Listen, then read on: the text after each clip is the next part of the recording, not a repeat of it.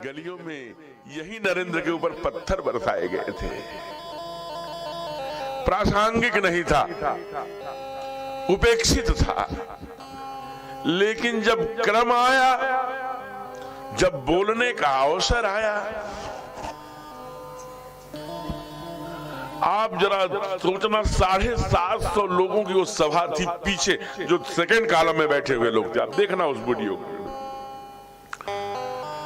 जो ही ध्वनि विस्तारक यंत्र लाउड स्पीकर के सामने नरेंद्र आते हैं, विवेकानंद आते हैं और पहला शब्द कहते हैं, सारे लोगों ने उद्बोधन क्रम में जोड़ा था, ladies and gentleman. Swami Vivekananda ने कहा, सिस्टर एंड ब्रदर। केवल इतने से नहीं, 5 शब्द बोले थे, 5 वाक्य बोले थे। दुनिया केवल इसे पहले वाक्य से सिस्टर एंड ब्रदर पर आप सोचना, 10 मिनट तक लगातार ताली बजती रही। वाह वाह एकदम। फिर उन्होंने कहा था कि पशु हो, पक्षी हो, जानवर हो, पेड़ हो, दुनिया में जो भी है किड़वंतो विश्वम्यारम वसुधैव कुटुंबकम। कहा मैं सबको अपना भाई, सबको अपना बहन, सबको मानता हूं। एक दर्शन था, एक लॉजिक थी सनातन धर्म की, जिसकी नींव रखी थी स्वामी विवेकानंद ने। विश्वनाथ दत्त के उनके जो बाबा थे, विश्वनाथ दत्त के पिताजी, आपको जानकर आश्चर्य होगा कि वो इतने बड़े, वैसे हाई कोर्ट के वो न्यायालय में जज रहे, बड़े तेजस्वी रहे। उन्हीं के पौत्र रहे नरेंद्र। विश्वनाथ दत्त स्वयं, लेकिन कम ही अवस्था में उनकी आयु पूरी हो गई। उसके बाद पूरे दुनिया में सनातन धर्म का झंडा फहराने वाले और इन पारखियों के बीच में मान अपमान तथा मानापमान हो, जो गोविंद ने अर्जुन से कहा, तो उसके परे होकर ध्वज गाड़ा, दुनिया को नतमस्तक किया, पूरा विश्व घुटनों में टेक के प्रणाम किया। भगनी निवेदिता जैसे लोगों ने आकर गुरुत्व लिया, मार्गदर्शन लिया। वह नरेंद्र जब माता पृथ्वी पुत्रो हम पृथिव्याः की धरती पर आता है, अपने मैया के गोदी में लोटपोट हो जाता है। उस संस्कृति आज दुनिया विवेकानंद, और हम कितने सौभाग्यशाली हैं। हम तो आदरणीय संतोष जी को कहते हैं कि उनके नाम पर ऐसा सुंदर विद्यालय चलाते हैं, और ऐसे सन्यासी जिन्होंने दुनिया में सनातन धर्म का झंडा फहराया। शिकागो में आए हुए संपूर्ण प्रबुद्ध लोग, धर्म के धर्मानुरागी, जो धर्म के संचालन करने वाले महंतों, संतों, पादरियों को मस्तक को झुका दिया अपने भाषण में। इतने तेजस्वी व्यक्ति का मार्गदर्शन सभी बच्चों को मिलना चाहिए। उस विद्यालय से निकले हुए बच्चे सब विवेकानंद बनेंगे, सब भारत माता की जय जयकार चहुंदिश गुजवाएंगे। ऐसे लोग निर्माण करेंगे संतोष जी उस विद्यालय से, जो केवल 15 अगस्त और 26 जनवरी पर जय जयकार नहीं करेंगे, 365 दिन भारत माता की जय बोलने वाले लोग। ये बहुत अच्छा लगा। आज कितना बढ़िया संयोग है, आज हम लोगों ने विवेकानंद जी की, जो की कथा में है, इसलिए संक्षिप्त उनका जीवन हमने विषय रखा। आइए विवेकानंद के सुंदर, आज उनके जन्मोत्सव, सभी को उनके जन्मदिन की ढेर सारी मंगल कामनाएं, शुभकामनाएं। उनके बगल में उनकी भार्या, जो उनको धर्म के मार्ग पर चलाती हैं। कहा होगा कि आज कथा में मुझे मुख्य यजमान बनना है, तो पत्नी ने रोका नहीं होगा, साथ में पल्लू बांध लिया, चल पड़ी। ऐसी श्रीमती सीमा द्विवेदी, ठीक बोल, सीमा द्विवेदी उनकी वाम भाग में शोभा पा रही हैं। उनकी बड़ी ही तेजस्वी बिटिया वैष्णवी उनके बगल में, और चिरंजीवी पुत्र वैभव, ठीक नाम बोला, वैभव। ये बड़े ही तेजस्वी परिवार आज मुख्य यजमान की भूमिका में। मैं व्यासपीठ से और व्यासपीठ की ओर से इनके परिवार के, इनके सभी जनों के, इनके मित्रजन, इनके सभी स्वजन, बाल गोपाल सभी के सर्वांगीण मंगल की कामना।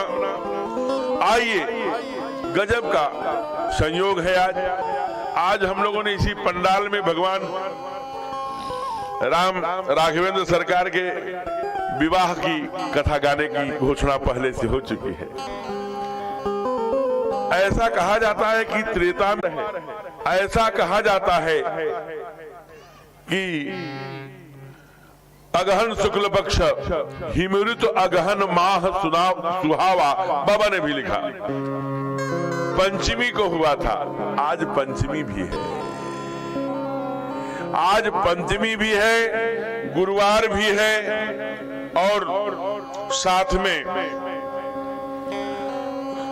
आज कथा का पंचम दिवस भी है।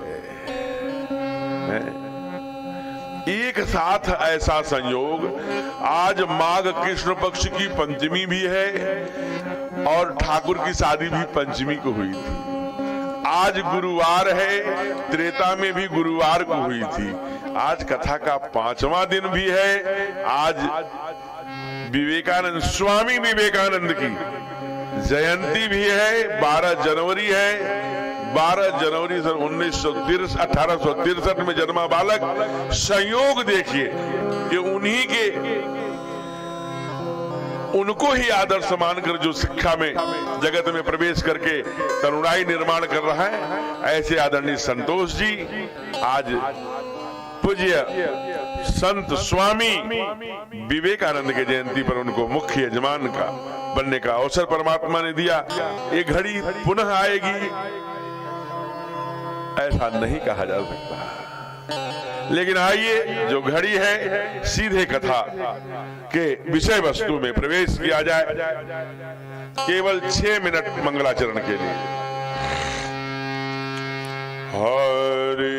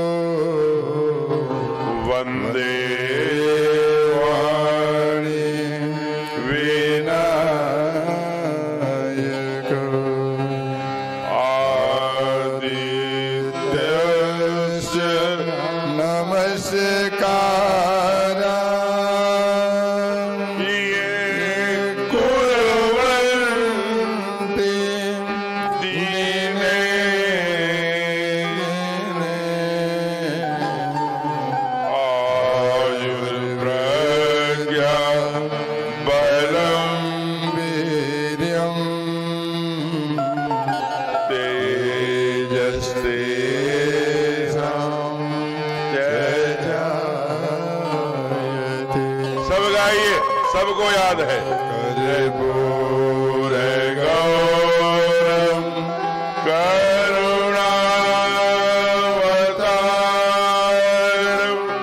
संसार सारम भुजगेन्द्रहारम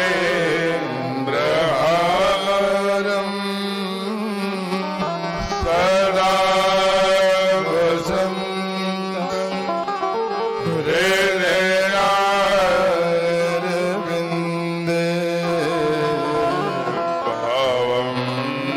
भवानी सही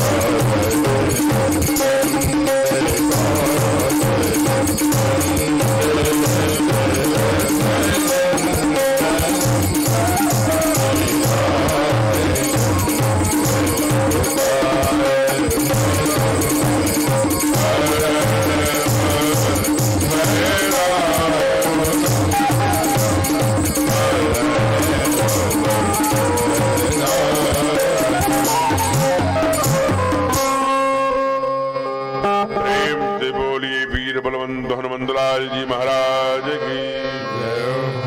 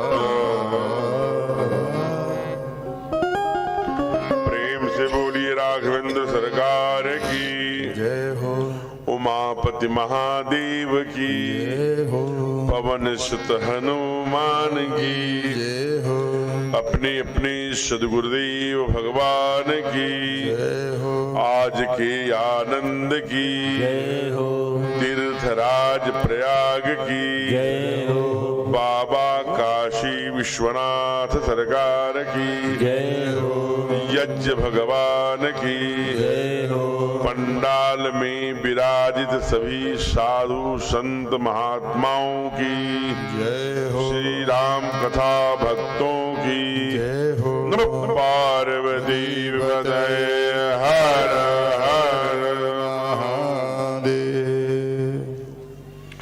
आइए बंधु, आज पंचम सत्र की कथा लेकर सोनभद्र जनपद के वैनी स्थान में जो नगवा में स्थित है, बड़े सुंदर समिति के बड़े ही सार्थक प्रयत्न से आप यह दृश्य देख पा रहे हैं।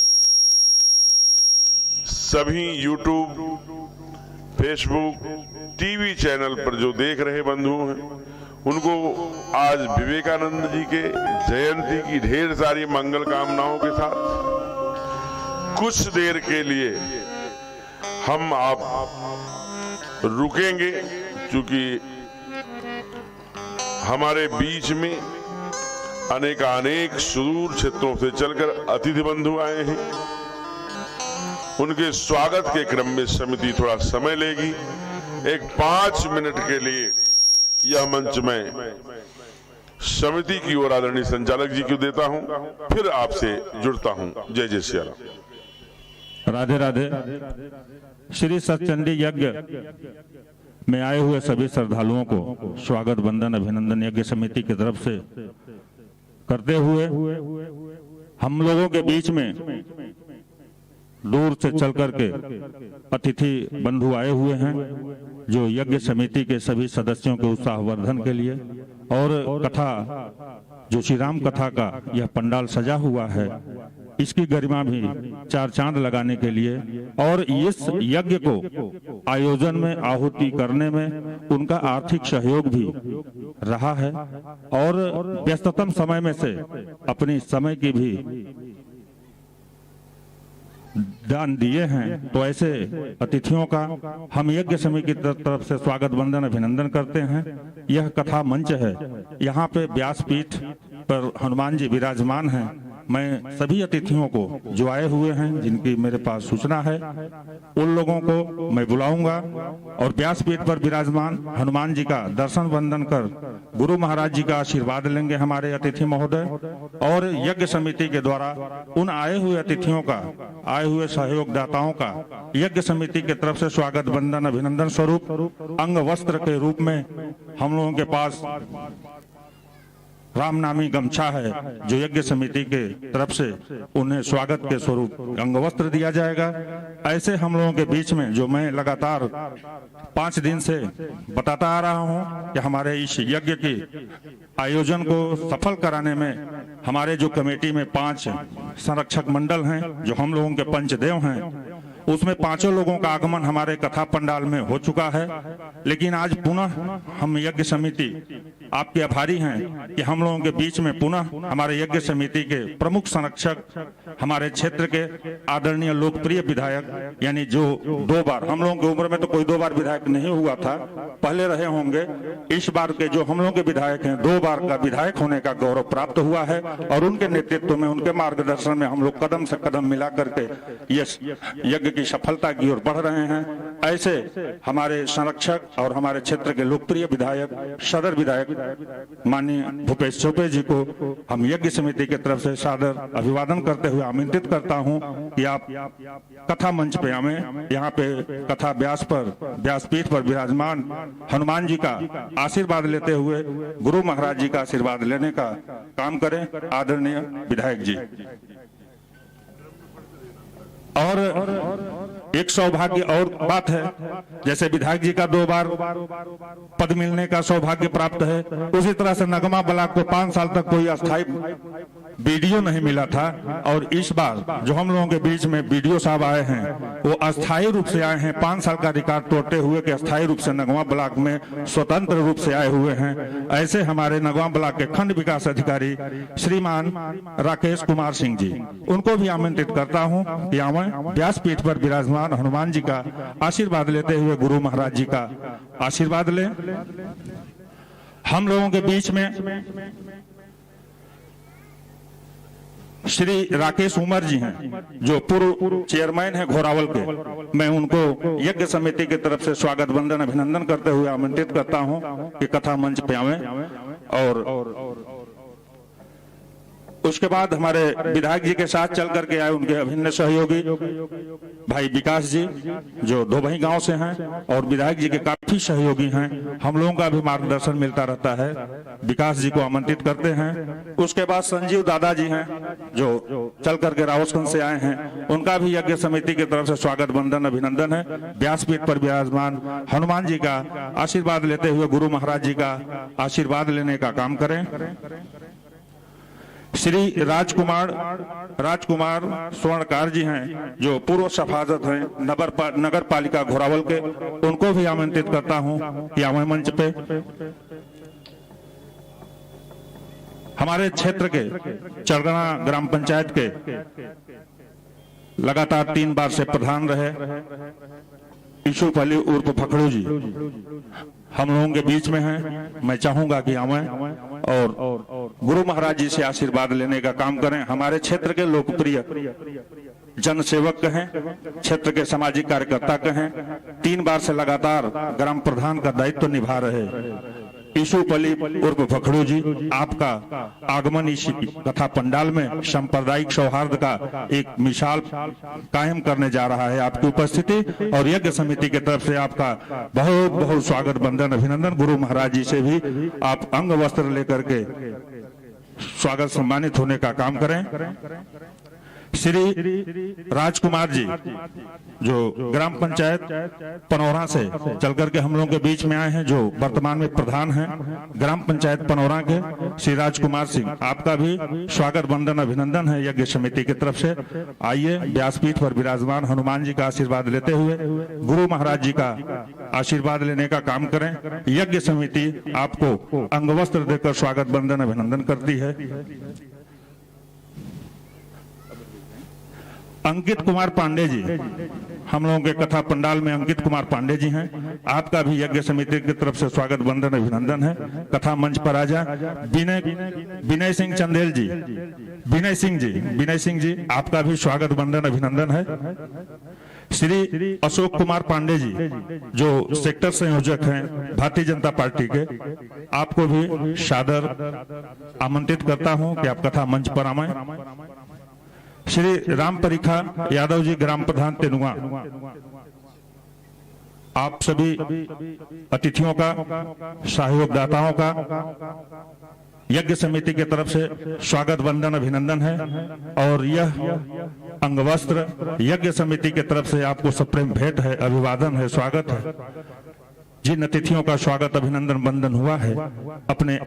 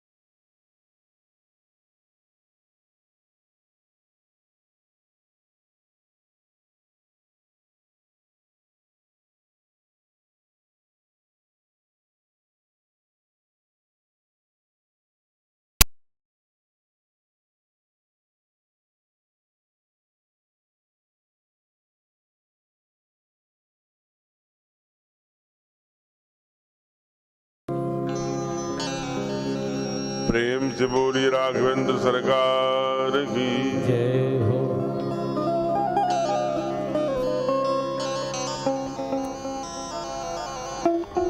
जो बंधु पीछे खड़े हैं उनको यहाँ आगे बिछाई करके बैठाने की व्यवस्था हो सकती है। एक जैसे इधर माताओं को गद्दा और बिछाई पड़ी है वैसे आगे भी बिछाई कर सकते हैं, अथवा कुर्सियां अगर खाली हैं तो उसका उपयोग आप कर सकते हैं। अगर खड़े होकर के ही सुनने का आनंद है तो खड़े होकर सुन सकते हैं। आइए आज कैसा सुयोग परमात्मा ने दिया है। कल से ही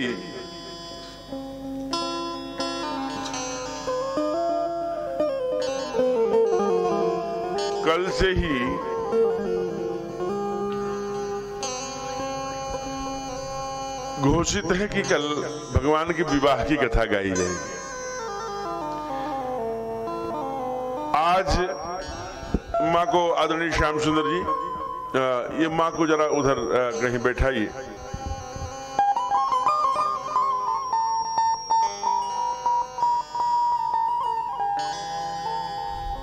बैठ जाओ माँ, बैठ जाओ, बैठो।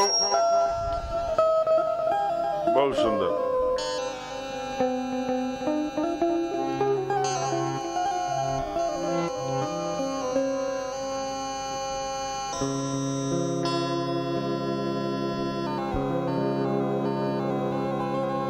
बहुत सुंदर।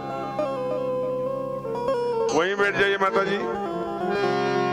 दुल्हनिया आने वाली गीत गा रही है, मेरी दुल्हनिया कहाँ बा।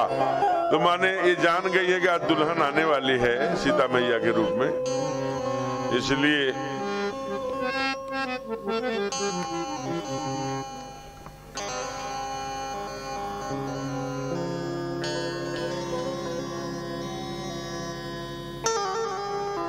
बहुत सुंदर। वाह, आइए थोड़ा सा शुरू करो, 2 पंक्ति।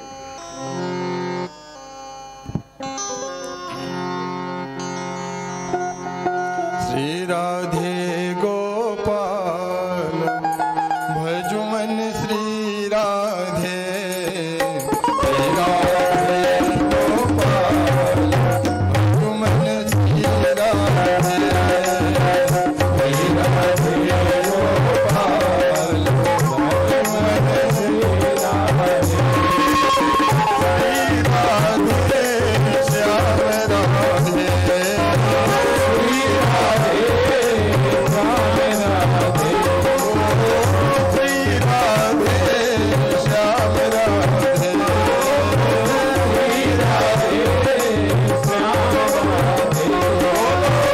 श्री राधे गोपाल भजुमन श्री राधे, श्री राधे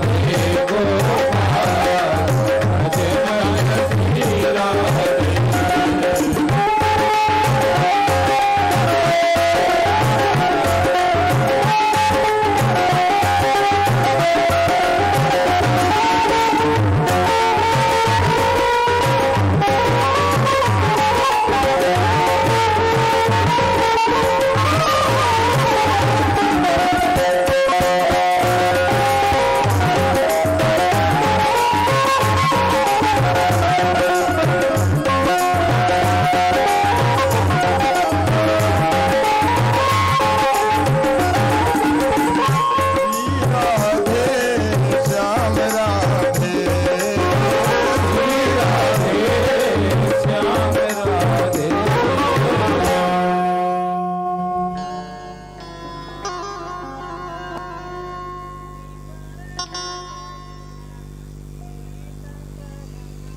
आइए हम लोग कथा में प्रवेश किया जाए। कोई कार्यकर्ता इसके परिचित हो तो इनको बैठा देंगे तो अच्छा रहेगा। अगर जिनकी बात मानती हूँ देवी, अगर किसी की नहीं मानती तो चलने दीजिए। हम लोग कथा में प्रवेश किया जाए, वो चलती रहेंगी। कुछ देर के बाद हम उनको जितना महत्व दिया जाएगा वो उतना ही अपना प्रदर्शन करती रहेंगी। आइए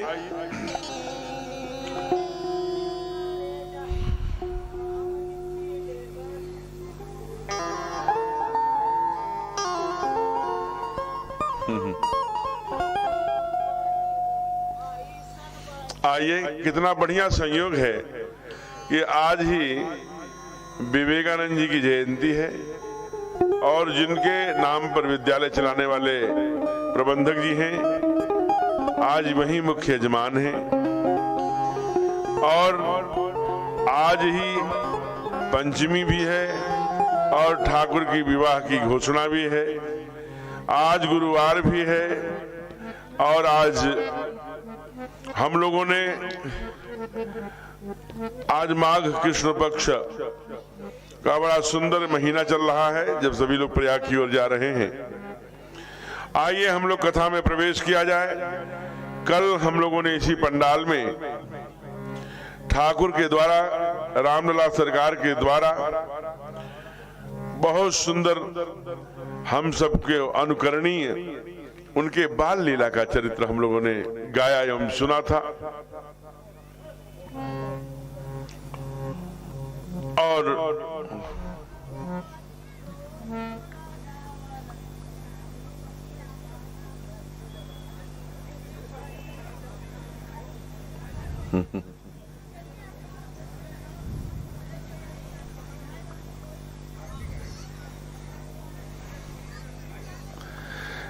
बहन जी आप रहने दीजिए, आप इनको जितना मना करेंगी तो वो और ये तेजस्वी हो जाएंगी।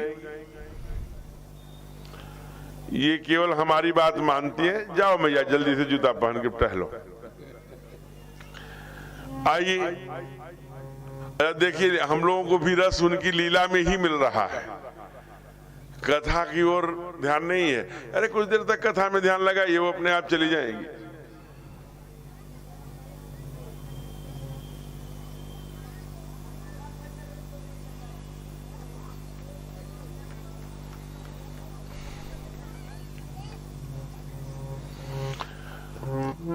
आइए, वह भी ईश्वर अंश जीव अविनाशी की जब हम बात करते हैं तो परमात्मा की अंश तो वो भी है।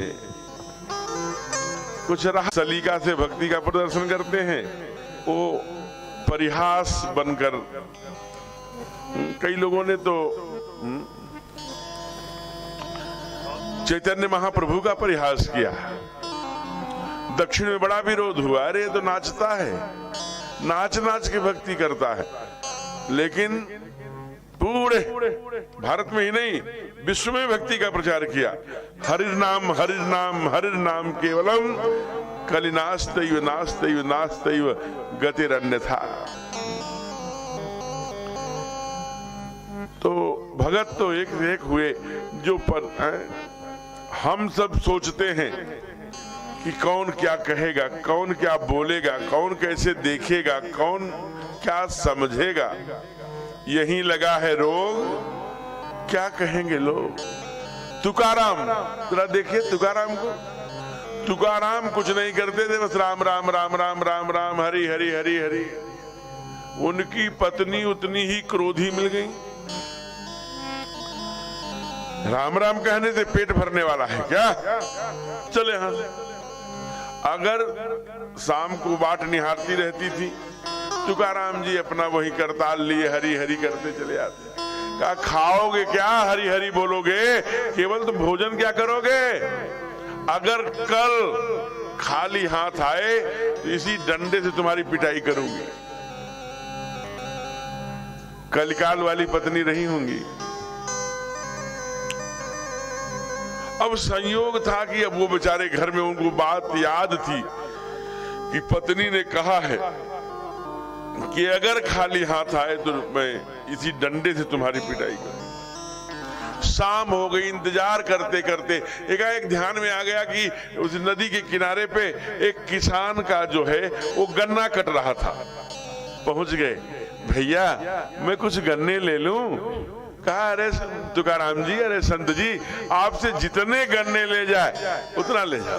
तुकाराम जी संत पूरी अपने दुपट्टे में पूरा एक गट्ठर गन्ना बांध कर सर पे लिया, चल पड़े।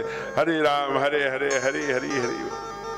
गांव में जो ही प्रवेश किए बस्ती में, अरे काका काका एक गन्ना दोगे? हाँ बाबा ले लो। फिर आगे बढ़े, अरे काका काका एक गन्ना देना, और निकाल के दे। ऐसे करते करते जब अपने दरवाजे पर पहुंचे तो सिर पर केवल एक गन्ना था। अब बड़े दुखी हुए, हे भगवान मैं क्या करूं, खाने वाले 2 गन्ना 1, इतने में दरवाजे पे ही देवी खड़ी थी। आ गए खाली हाथ, मैंने कहा था ना, तो आओ देखा न ताओ, कहाँ की लाठी कहाँ का डंडा। वही गन्ना खींचा और खींच करके पिटाई की तुकाराम की, गन्ना 2 टुकड़े हो गए। कैसे संत थे। दूसरा वाला जो टुकड़ा था उसे उठा करके तुकाराम जी नाचने लगे, धन्य हो भगवान, कितने दयालु हो, मैं यही सोच रहा था खाने वाले 2 हैं और गन्ना 1 ही है। तो अब तो 2 हो गए, एक गन्ना पत्नी के हाथ में, एक बार मारने से टूटा हुआ गन्ना जो था वो तुकारा। इसलिए सबकी अपनी वृत्ति है, परमात्मा सबको देख रहा है, वो तो सब ही नचावत राम गोसाई। हो सकता है कोई त्रुटि हुई हो सकता है कोई भोग हो सकता है पुकारने का यही अंदाज हो, कौन जाने क्या रहस्य है। क्या चीज है, या चीजोला। आज बात आई है तो हमारे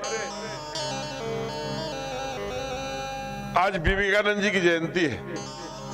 अंत में आप जानते हैं, अंत के समय में रामकृष्ण परमहंस के गले में कैंसर हो गया था।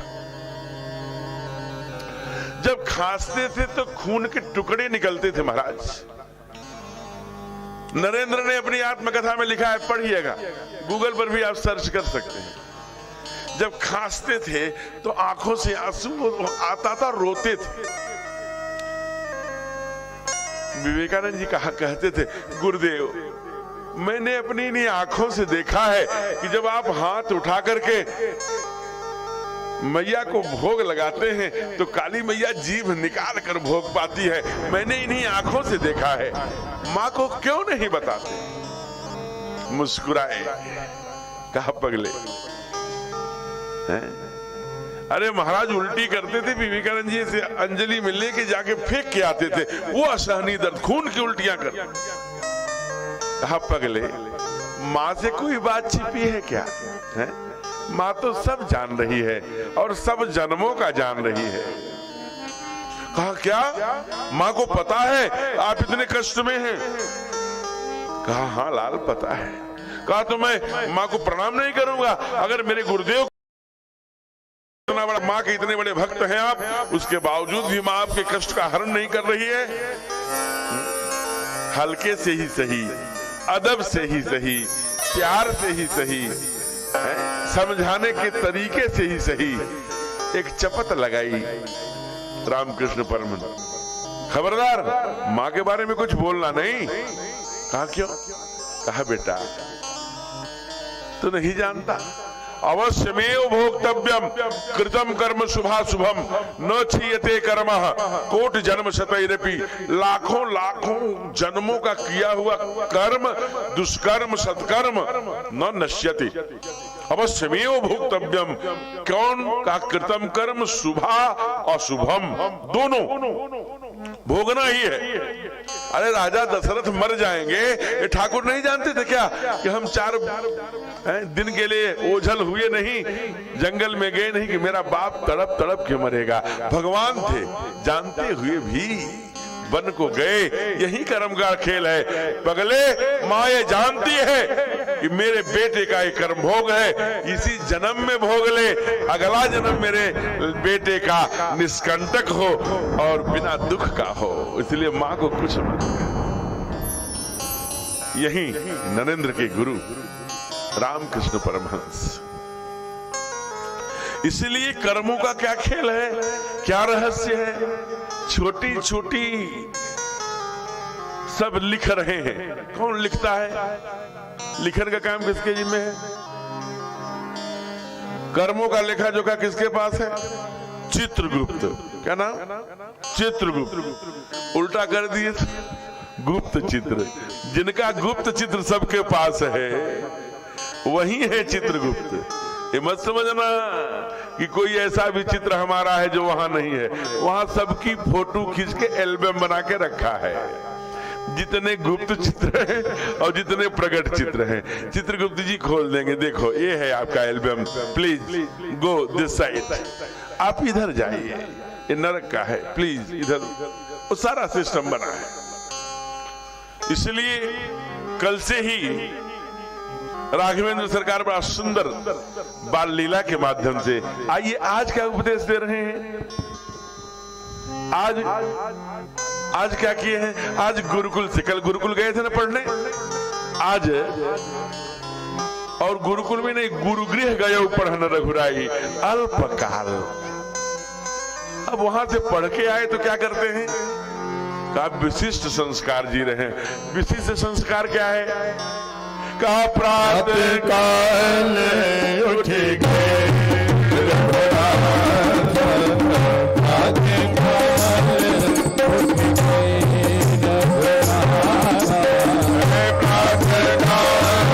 उठ गए रघुनाथ, प्रातः काल उठ गए रघुनाथ, प्रातः काल उठ गए रघुनाथ, आदु पिता गुरु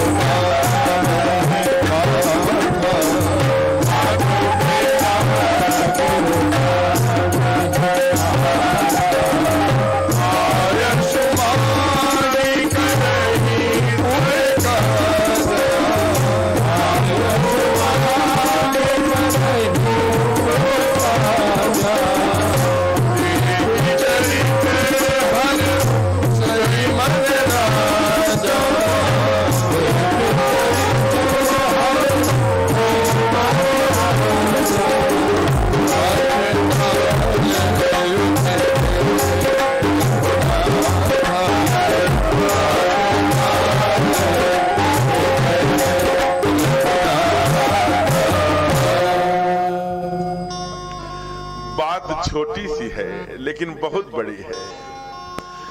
प्रातः काल माने सूर्य उगने से पहले। ध्यान रखना, दुनिया में इतिहास के पन्नों में वही गाया गया जो सूरज उगने से पहले बिस्तर छोड़ दिया।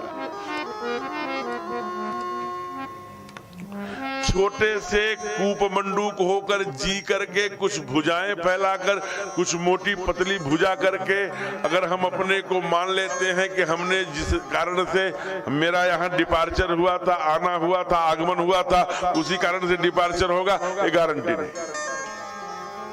इस मिथ्या अभिमान में न रहें। इसलिए क्या करें? कहते हैं कि उठना उसी का है, जागना उसी का है जो सूरज उगने के पहले उग जाए। नहीं तो 10 बजे दुकान, 11 बजे दुकान बढ़ा रहे हैं, घटा रहे हैं, 12 बजे टीवी चालू करके कतले आम देखते हुए भोजन कर रहे हैं, 1 बजे तक व्हाट्सएप की आजकल बीमारी और फेसबुक की जरूर, बिस्तर पर पेट बल के लिए। ठीक भोजन के बाद अगर 30 मिनट भी पेट के बल लेट गए तो कॉन्स्टिपेशन के आप बीमार हो जाएंगे, आंखों के नीचे गड्ढा हो जाएगा, फिर न पेट साफ होगा, न कुछ पूरा चिकनापन हो जाएगा, आप बर्बाद हो रहे हैं। इसलिए एक निश्चित समय, अगर आपको बहुत आवश्यक है व्हाट्सएप देखने का, गूगल, आप प्लीज चश्मा लगाइए, 30 मिनट देखिए, सीधे फ्लैक्स को मत करिए। और एक बार ये बीमारी लगी नहीं कि तो फिर आप उसके अधीन हो जाएंगे, छोड़ नहीं सकते। इसलिए प्रातः काल उठ के रघुनाथा क्या करते हैं? मातु पिता गुरु नावे। क्या इरादा है?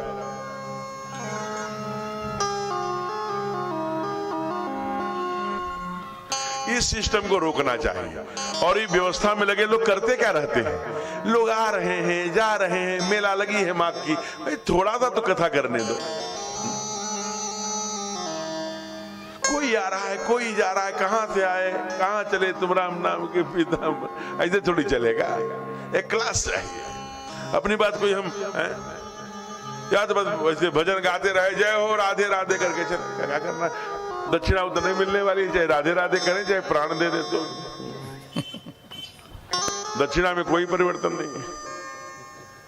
प्लीज देखिए अनुशासन को।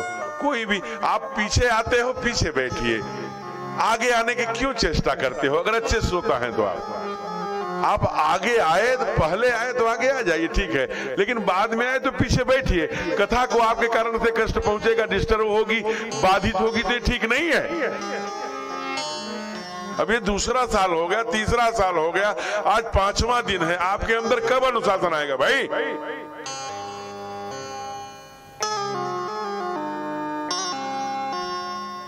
बोलिए राघवेंद्र सरकार की जय हो।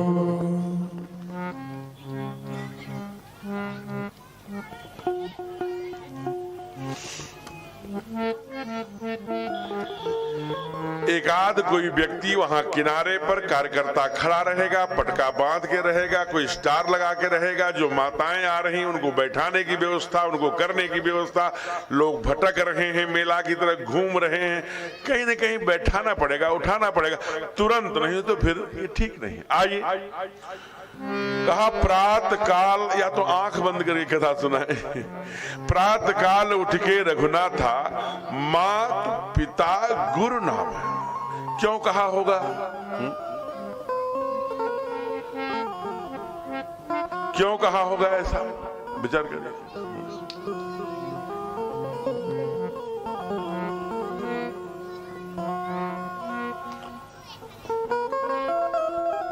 इसीलिए कहा होगा कि कभी आप विचार करना, मां के चरणों में चंद्रमा का वास होता है और पिता के चरणों में सूर्य, जो ग्रहों का राजा है, और गुरु के चरणों में शुक्र और बृहस्पति का वास होता है। एक बात समझने की है,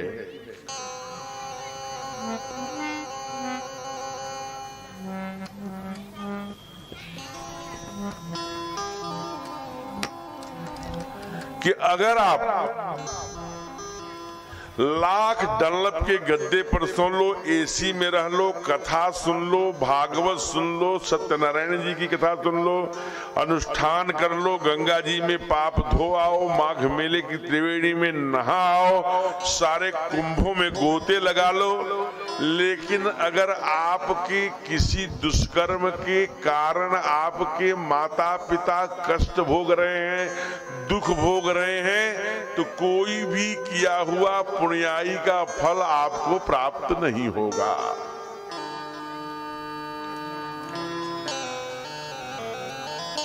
क्योंकि वेद भगवान भी कहते हैं, मातृदेवो भव पितृदेवो भव।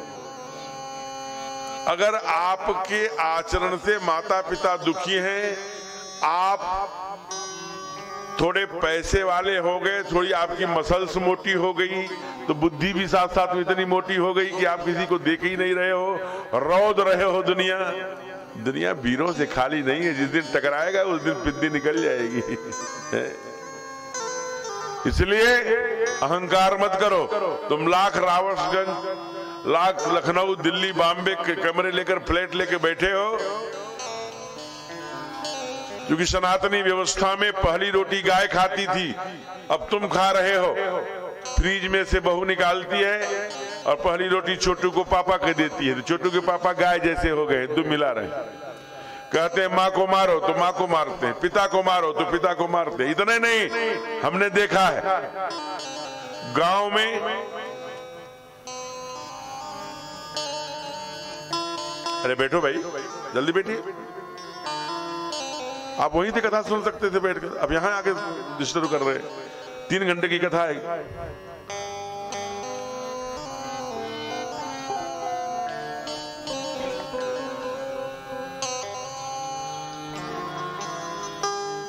आधे घंटे ही सही आप सुनिए, न सुनना हो तो आधे घंटे की कथा कराओ।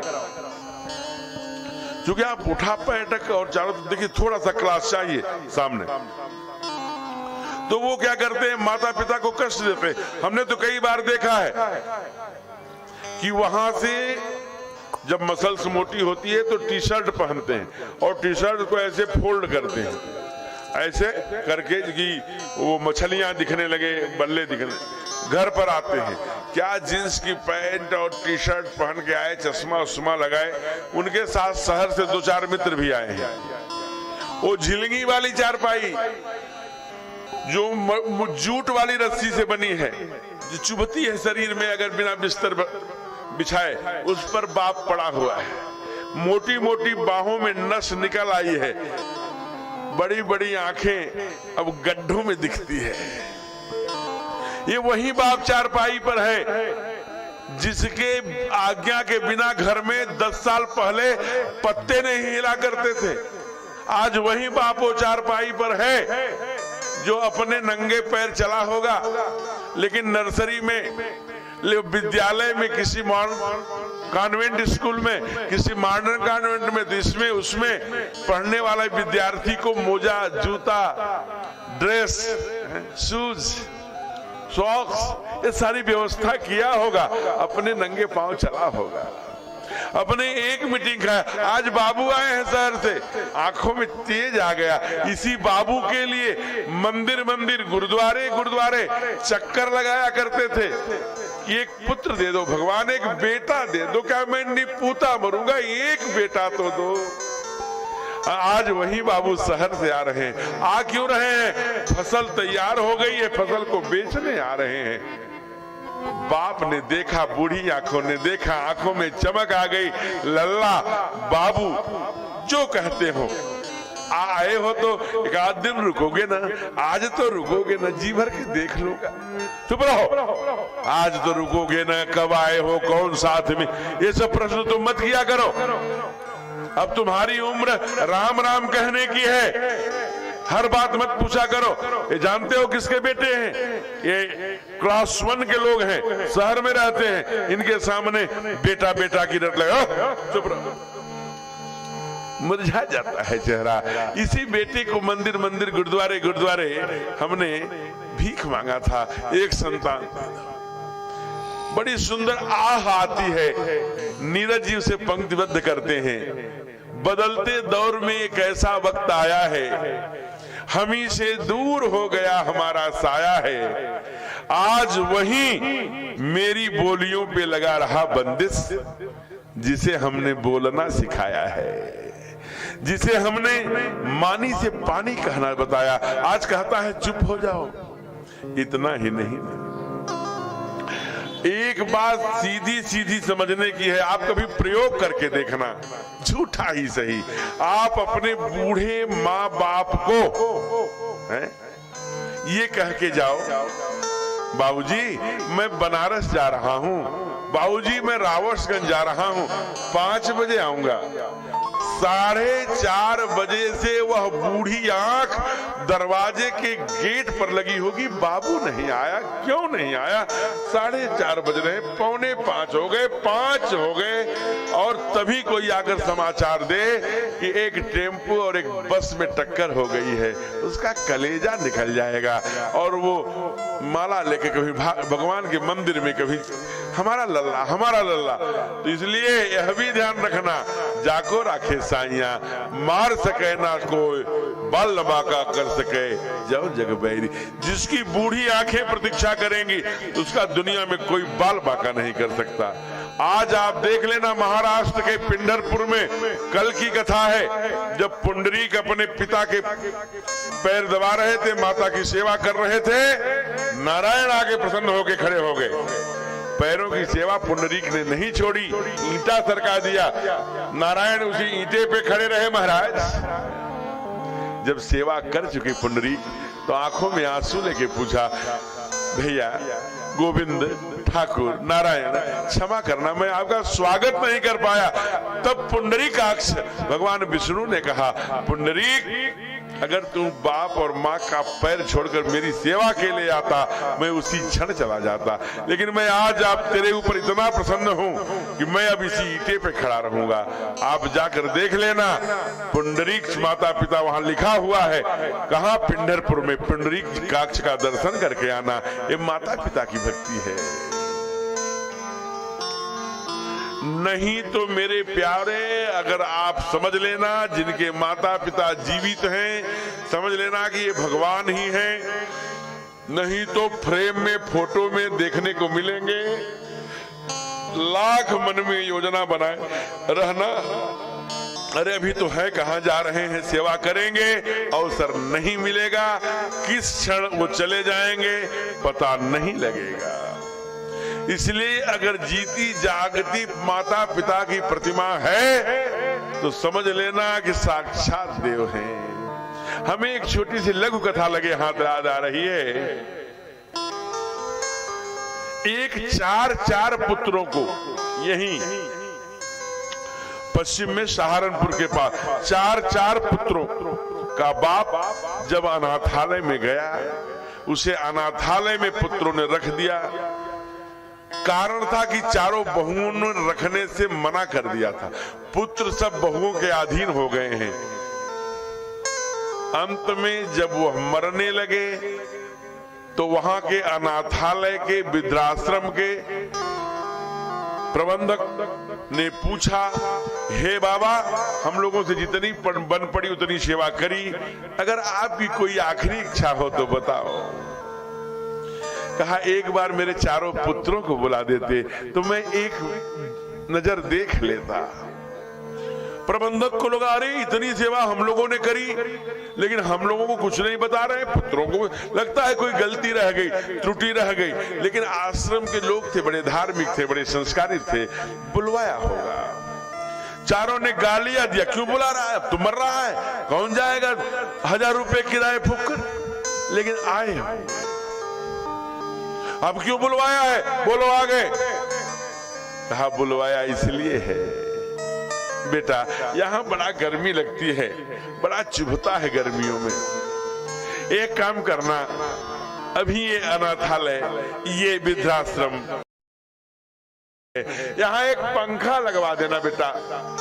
अरे तू तो मर रहा है, यहां पंखा क्यों?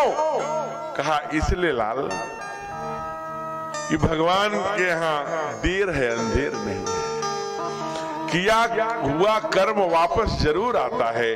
आने वाली पीढ़ी में मेरा पोता भी तुझे यहीं बैठाएगा।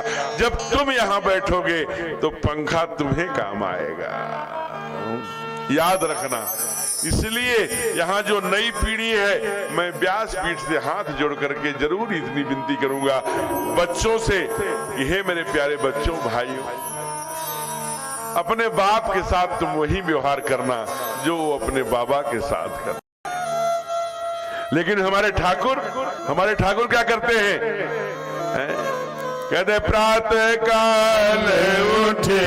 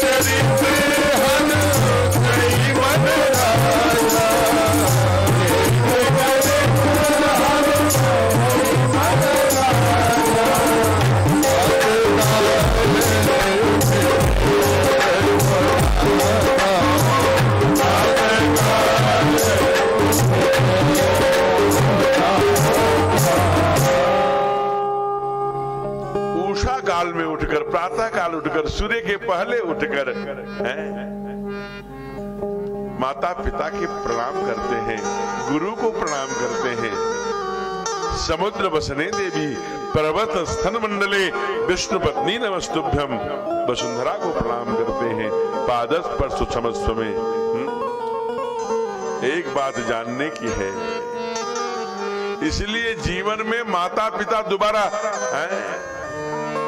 हमारे यहाँ संत गया प्रसाद जी, जो ब्रज के बहुत बड़े शंकराचार्य कहा जाए तो अतिशयोक्ति नहीं होगी, उन्होंने कहा चलते फिरते चले जाना ही मोक्ष है।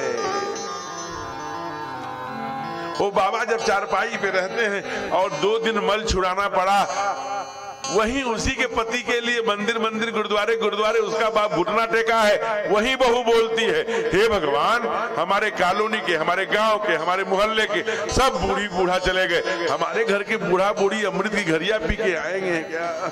इनको कब उठाओगे?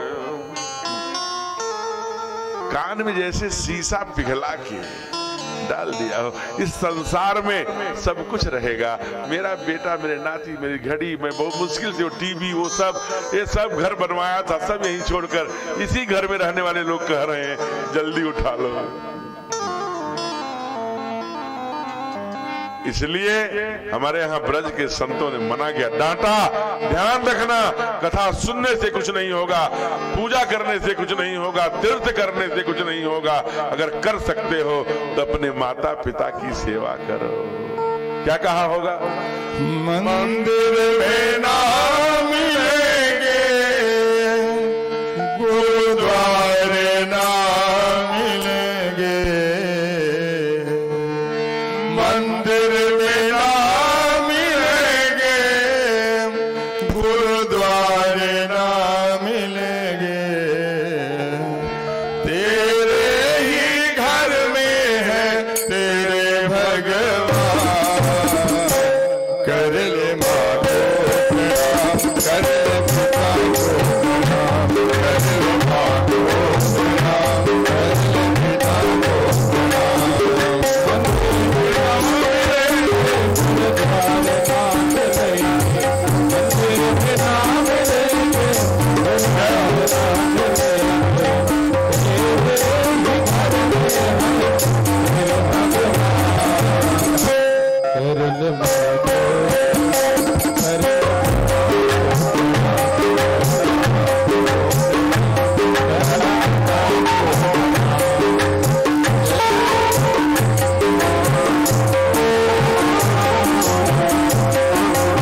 माँ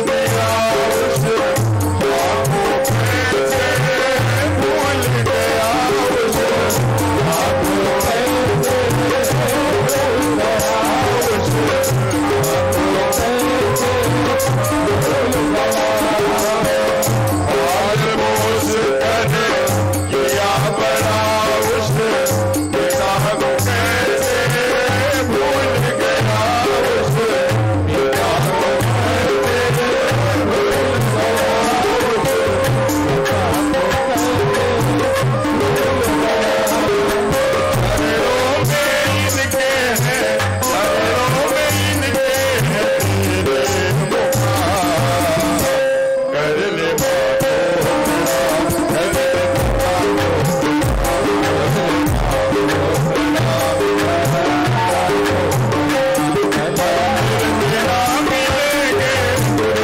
पिता को प्रणाम।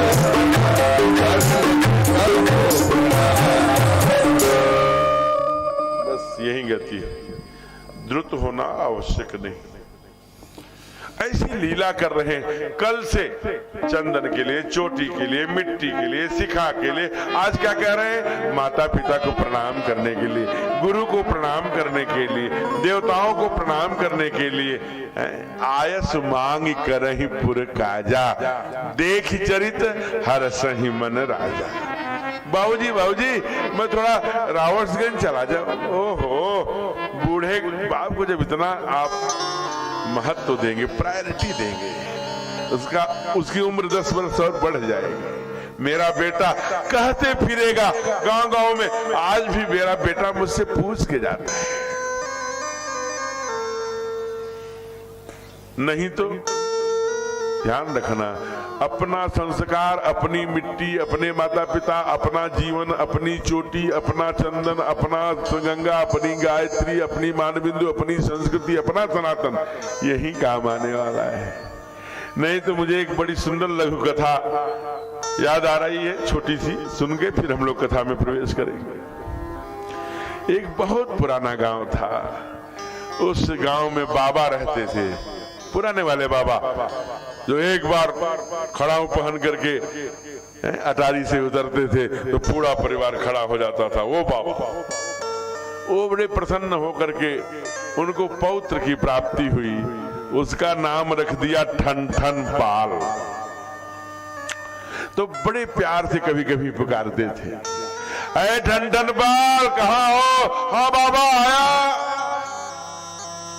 लेकिन संयोग है कि ठन-ठन पाल की शादी बहुत ही मॉडर्न शहर में गोवा में हो गई।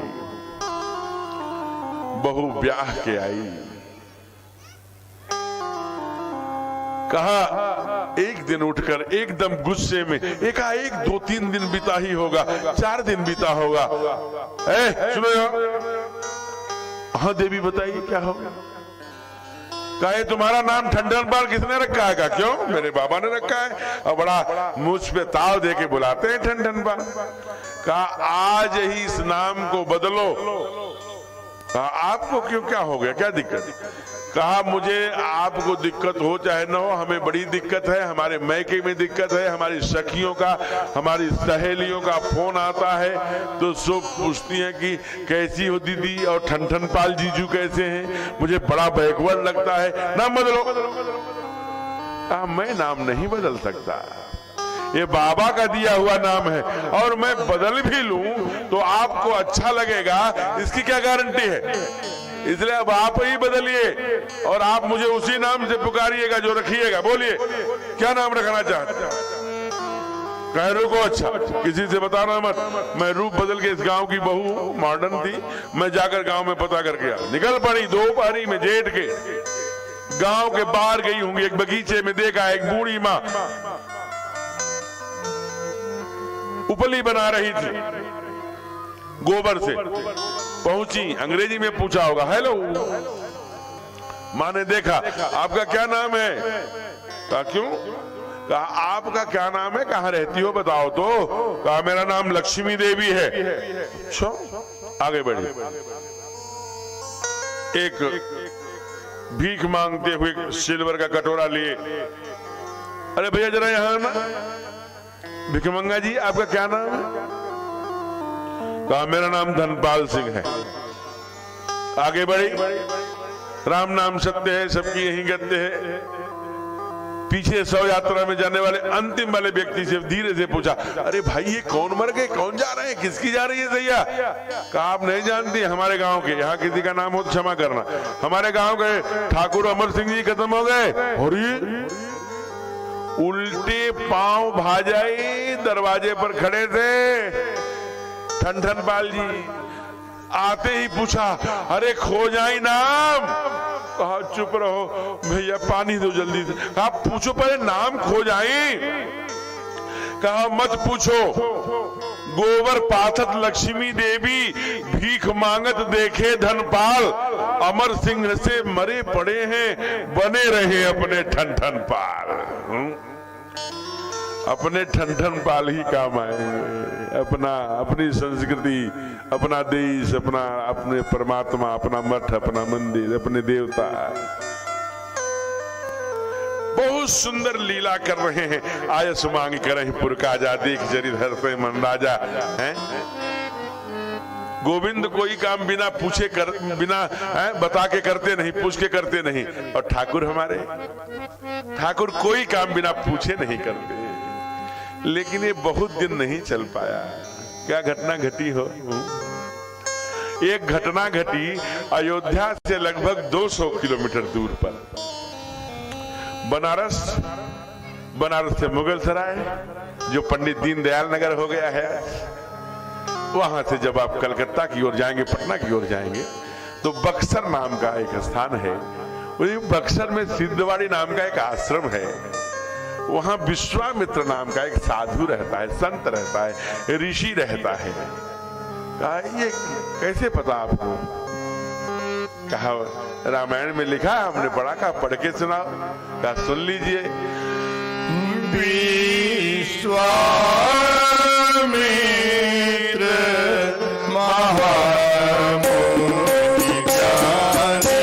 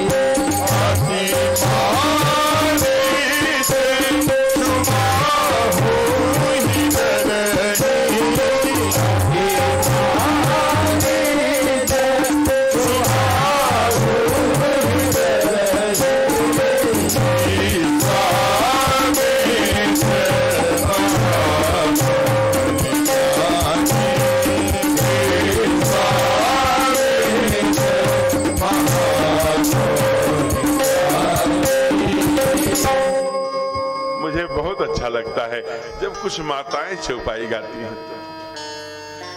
निश्चित रूप से उनके घर में रामायण पढ़ी जाती होगी, मुझे अच्छा लगता है। मैं व्यासपीठ की ओर से उनको प्रणाम करता हूं। जिस घर का है, कहा गाय वहां विराजमान है, जाके दर्शन कर सकते।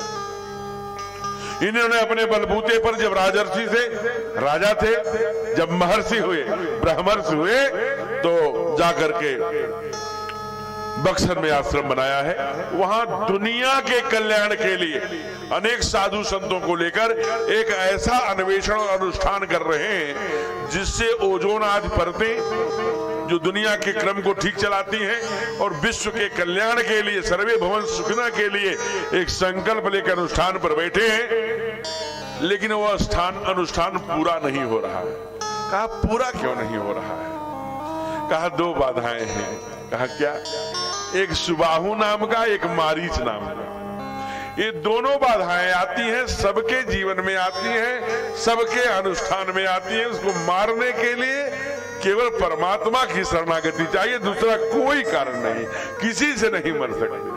कहा कैसे स्वाध्यायी, ऐसे तप, ऐसे निष्ठावान, ऐसे जो अनुष्ठान करके बैठे हैं उसमें क्रोध नहीं। उनके शिष्यों ने कहा देखिए ज्ञान कहीं से भी मिले, ले लेना चाहिए। आज विश्वामित्र को बताया है, गुरुदेव आप चिंता मत करिए। कहा क्यों? इतना सुनते ही गुरु विश्वामित्र बैठ करके दोनों हाथ ठीक करके चिंतन शुरू कर दिया, चिंता छोड़ दी। और जो ही चिंतन किया होगा, विचार किया होगा, तब मुनिवर क्या किया? कहा बैठ कीन विचारा। जब विचार किया तो क्या समाधान मिला? हरि अवतरेउ हरनि मही भारा। अरे परमात्मा का अवतार अयोध्या में चक्रवर्ती जी के घर में आंगन में हो चुका है। वो पृथ्वी मही माने पृथ्वी, भार माने वजन। पृथ्वी का जो दुष्टों का, दुराचारियों का, पापों का जो भार है उसके निवारण के लिए परमात्मा आ चुके हैं। जा का कल्याण चाहता हूं, कर विनती आनव दो भाई। भक्तों ने कहा जब जाओगे ही तो केवल पैर का दर्शन क्यों करोगे? मुखमंडल को भी देख लेना। पुरुष सिंह दो वीर, सिंह के समान जिनके कंधे हैं, हैं आजान भुजधर चापधर, संग्राम जिद खरदूषणम। ऐसे ठाकुर की भुजाओं का, राजीव नयन का, धरे धनुषायक का संपूर्ण दर्शन करना। कहा नहीं, मैं केवल पैरों का करूंगा। कहा काहे हो? केवल पैरों का क्यों करोगे? पैरों में क्या चमत्कार है? कहा जितने में मैं बैक्सर से अयोध्या जाऊंगा उतने में केवल मैं ठाकुर के पाद पद्मों के चमत्कार ही गिनाऊंगा। ध्यान से सुनो, क्या गिनाते हैं? है करामत क्या इनके चरणों की रज में, जय जय। है करामत क्या इनके चरणों की रज में, कि जाकर के गौतम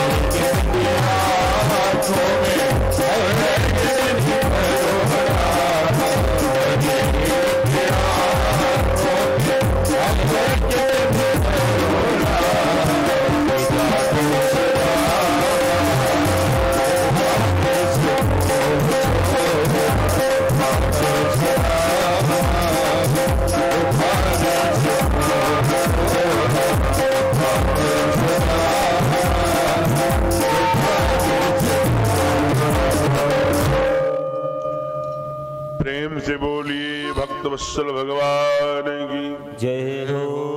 पाद पद्मों के सुंदर झांकियां दिखाते हुए हैं? कहाँ गए?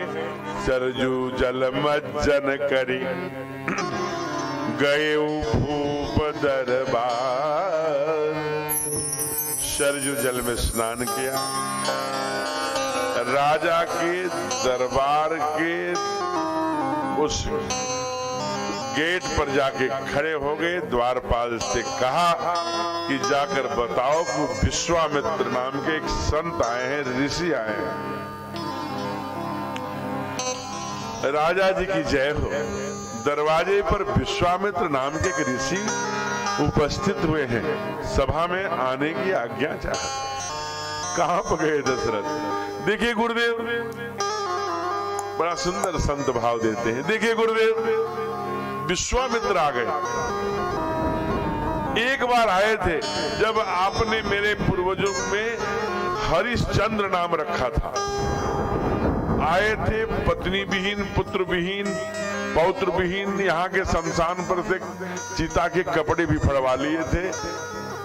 और आप बताओ, उसके बाद हमारे पूरे खानदान में खड्गबाहु हुए, अंशुमान हुए, दिलीप हुए, रघु हुए, भागीरथी हुए, सब हुए, भगीरथ हुए, लेकिन कोई भी चंद्र नहीं लगाया।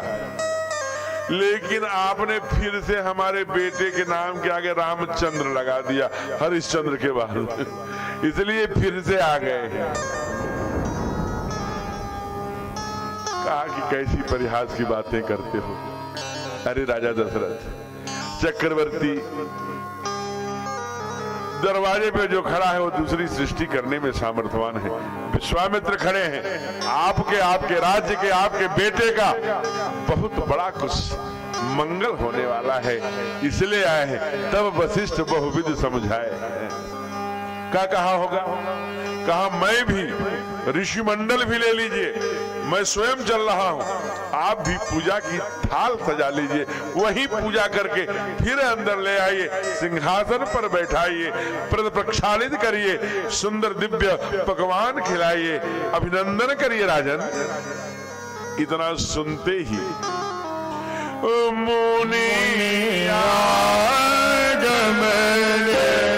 सुना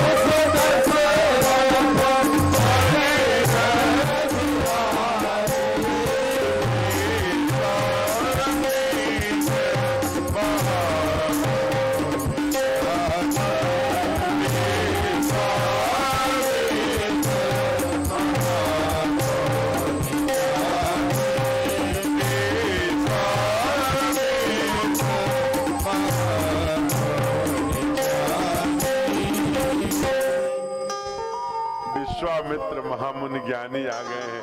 तो कहा मिलन गयो ले विप्र समाजा, ले आए सादर चरण सरोज पखारे, विविध माद भोजन कर। बढ़िया ने कहा वे राजर्ष नहीं है, अगर क्षत्रिय होते तो सम्मान और वो ये से प्रसन्न होते, कहा वो ये ब्रह्मर्षि हो गए, क्या करना चाहिए?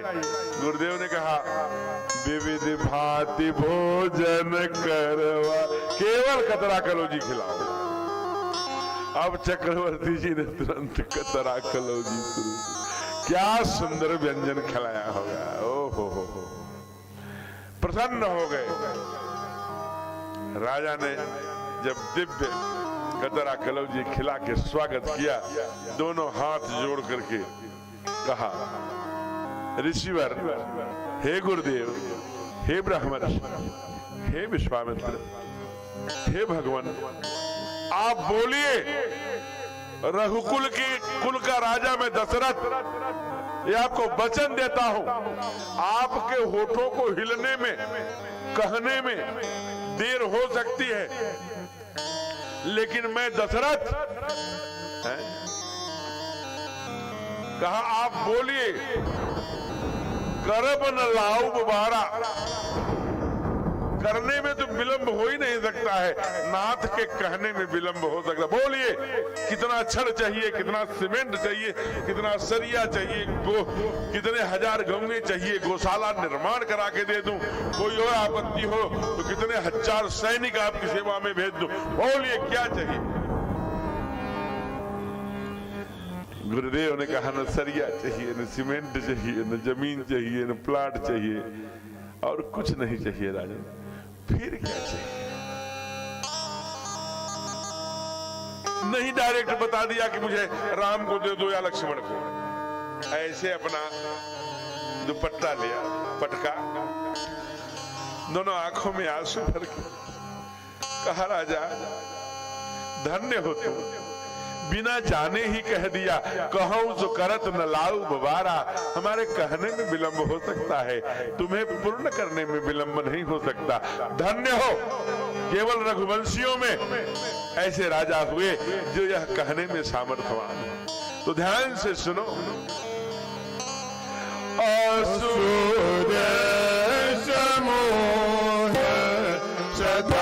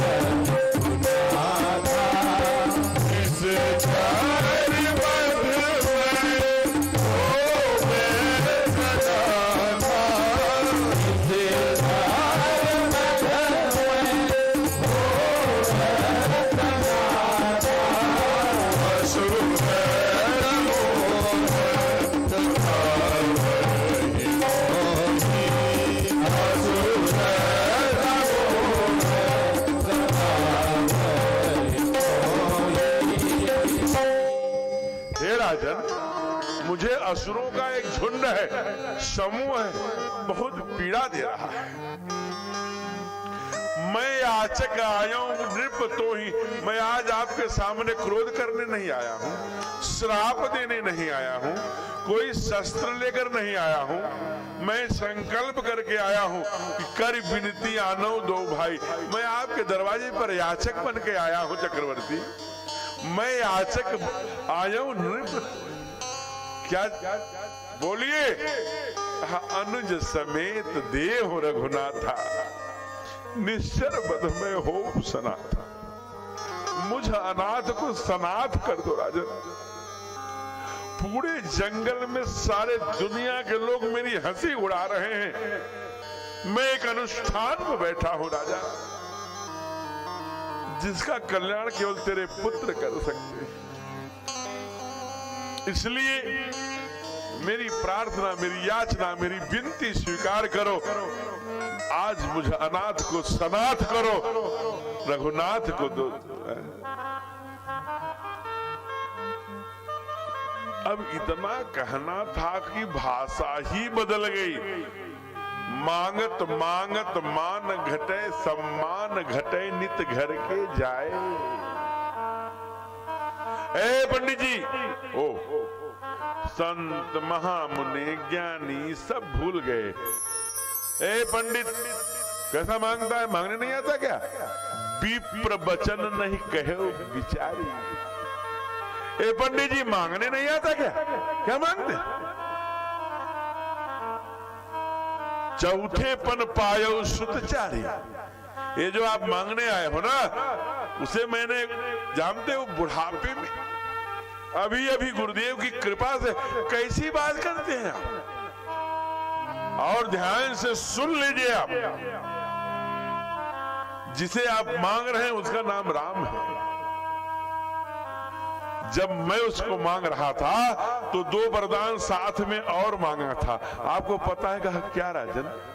पहला ये मांगा था कि जैसे पानी के अभाव में मछली तड़प तड़प के मर जाती है, और दूसरा मणि के बिना सांप फन पटक पटक के मर जाता है, वैसे जिस दिन आप मेरे जीवन में न हो, मेरा वैसे ही तड़प तड़प के प्राण निकल जाए। मणि बिन फन जिम जल बिन मीना, मम जीवन जिम तुम ही अधीना। इसलिए राम मेरे प्राण हैं, मेरी हत्या करने आए हो। और सुत सब प्राण किनाई, राम देत नहीं बनत गोसाई। गोसाई पंडित जी से भी नीचे आते। गोसाई उधर होते हैं देवी के मंदिरों में, पंडित जी से भी है गोसाई, पूजा पाठ करने वाले। ये क्या कर, मैं राम नहीं दूंगा। एक अर्थ गोसाई माने स्वामी भी होता है। हे स्वामी, मेरा प्राण छोड़ दो। क्योंकि राजा चक्रवर्ती को पता है कि मांगा किसने है। गुरुदेव की तरफ, गुरुदेव रक्षा करिए, बचाइए, ये गुरु क्या मांग रहे हैं, मैं तो मर ही जाऊंगा। तुरंत नहीं समझाया होगा, धीरे से समझाया होगा, पूरा उपनिषद समझाया होगा। ईशावास्य इदम सर्वम यद किंचित जगत्याम जगत। हे दशरथ, कण कण में जो ब्रह्म है ना, वही तेरा बेटा है। तेरे बेटे की इच्छा से ही आए होंगे। तेरे बेटा कुछ लीला करना चाहता होगा, उस लीला में सहयोग करने आए हैं। तुम्हारे बेटे का दुनिया में नाम गाया जाए, इसलिए तमाम समझाया होगा। लेकिन हम लोग समझने के लिए क्या समझाया होगा? राजा दशरथ, दौलत तो नहीं रहती, रहता है सिर्फ नाम। उपदेश दे गए हरिश्चंद्र तुम्हारे बाबा, और भागीरथी उसको ध्यान में नहीं आ रहा है। अरे जो राजपाट है ना राजा, धन धरा के पीछे सारा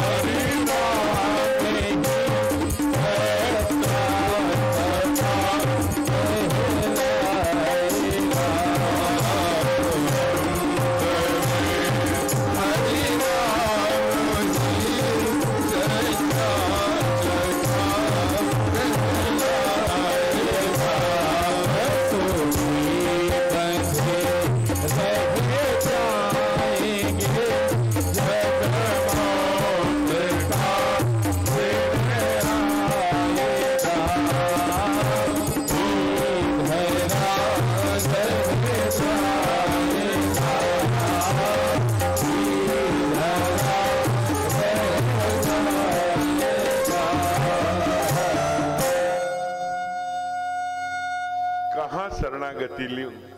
अपने कुल गुरु की ओर कह के गए, गुरु जी रक्षा करिए। गुरु जी भी वही बात कह रहे हैं जो ये कह रहे हैं।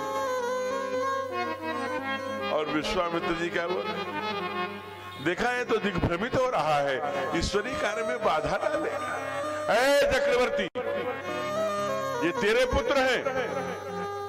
मैं नहीं जानता, आप ही बताइए किसके। कहा बताओ, यज्ञ किसने कराया? कहा श्रृंगी ऋषि ने।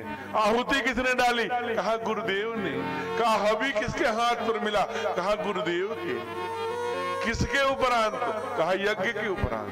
समझ में नहीं आता, ये यज्ञों के पुत्र हैं और आज यज्ञ पर संकट है।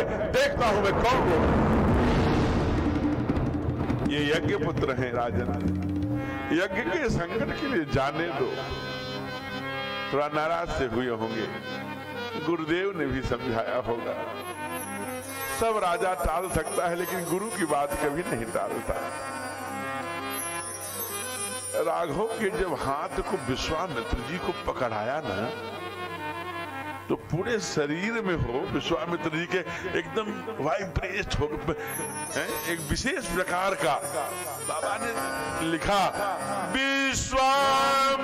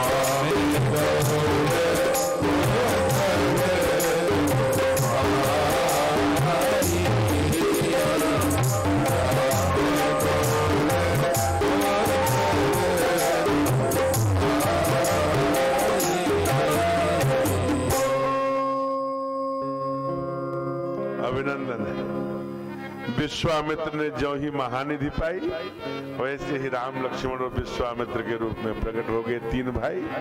आइए, स्वागत है। और विश्वामित्र जी लेकर आगे बढ़े हैं। ध्यान रखना, यही ठाकुर का चरित्र है। सुखे दुखे समो कृत्वा लाभा लाभो जया जयो। अब ऐसा नहीं कि बाप ने कह दिया डल्लभ छोड़ दो, विष्णु भोग छोड़ दो, अवध के राजमहल का सुख छोड़ के जाओ, कूसा के घास के कुटिया में रहना होगा। मैं नहीं जाऊंगा, ठंड में बड़ा ठंड है, ये नहीं कहा। हरस चले दो वीर, कृपा सिंधु मुन भय हरन। प्रसन्नता से। अच्छा, वनवास हो गया तब बड़ा रोए होंगे। कहा न ममले वनवास दुखतम, जो वनवास के समय में दुखी नहीं हुआ वो राम है। न ममले वनवास दुखतम प्रसन्नताम नगताभिषेक तथा। और राज्याभिषेक सुनकर जिसके चेहरे पर प्रसन्नता नहीं आई, दैट इज राम, वह राम है। सुखे दुखे समो कृत्वा लाभा लाभो जया जयौ। जय में पराजय में, सुख में दुख में, हानि में लाभ में समान रहने वाला स्वभक्त हे केशव अर्जुन, वो स्व म प्रिय, वो मुझे बहुत प्रिय है। भगवान हमारे राघव सरकार ने कोई किताब नहीं लिखी, जी कर दिखाया। ताड़का का वध करने के पीछे भक्तों ने प्रश्न किया कि महाराज बताइए, आप कृष्णावतार में आते हैं तो सबसे पहले पूतना को मारते हैं और रामावतार में आते हैं तो सबसे पहले ताड़का को मारते हैं, महिलाओं से कोई विशेष आपकी शत्रुता? कहा आपकी जैसी दृष्टि वैसे सृष्टि। मेरा काम है विद्याओं का संरक्षण करना, अविद्याओं का नाश करना। विद्या अपर अविद्या दो।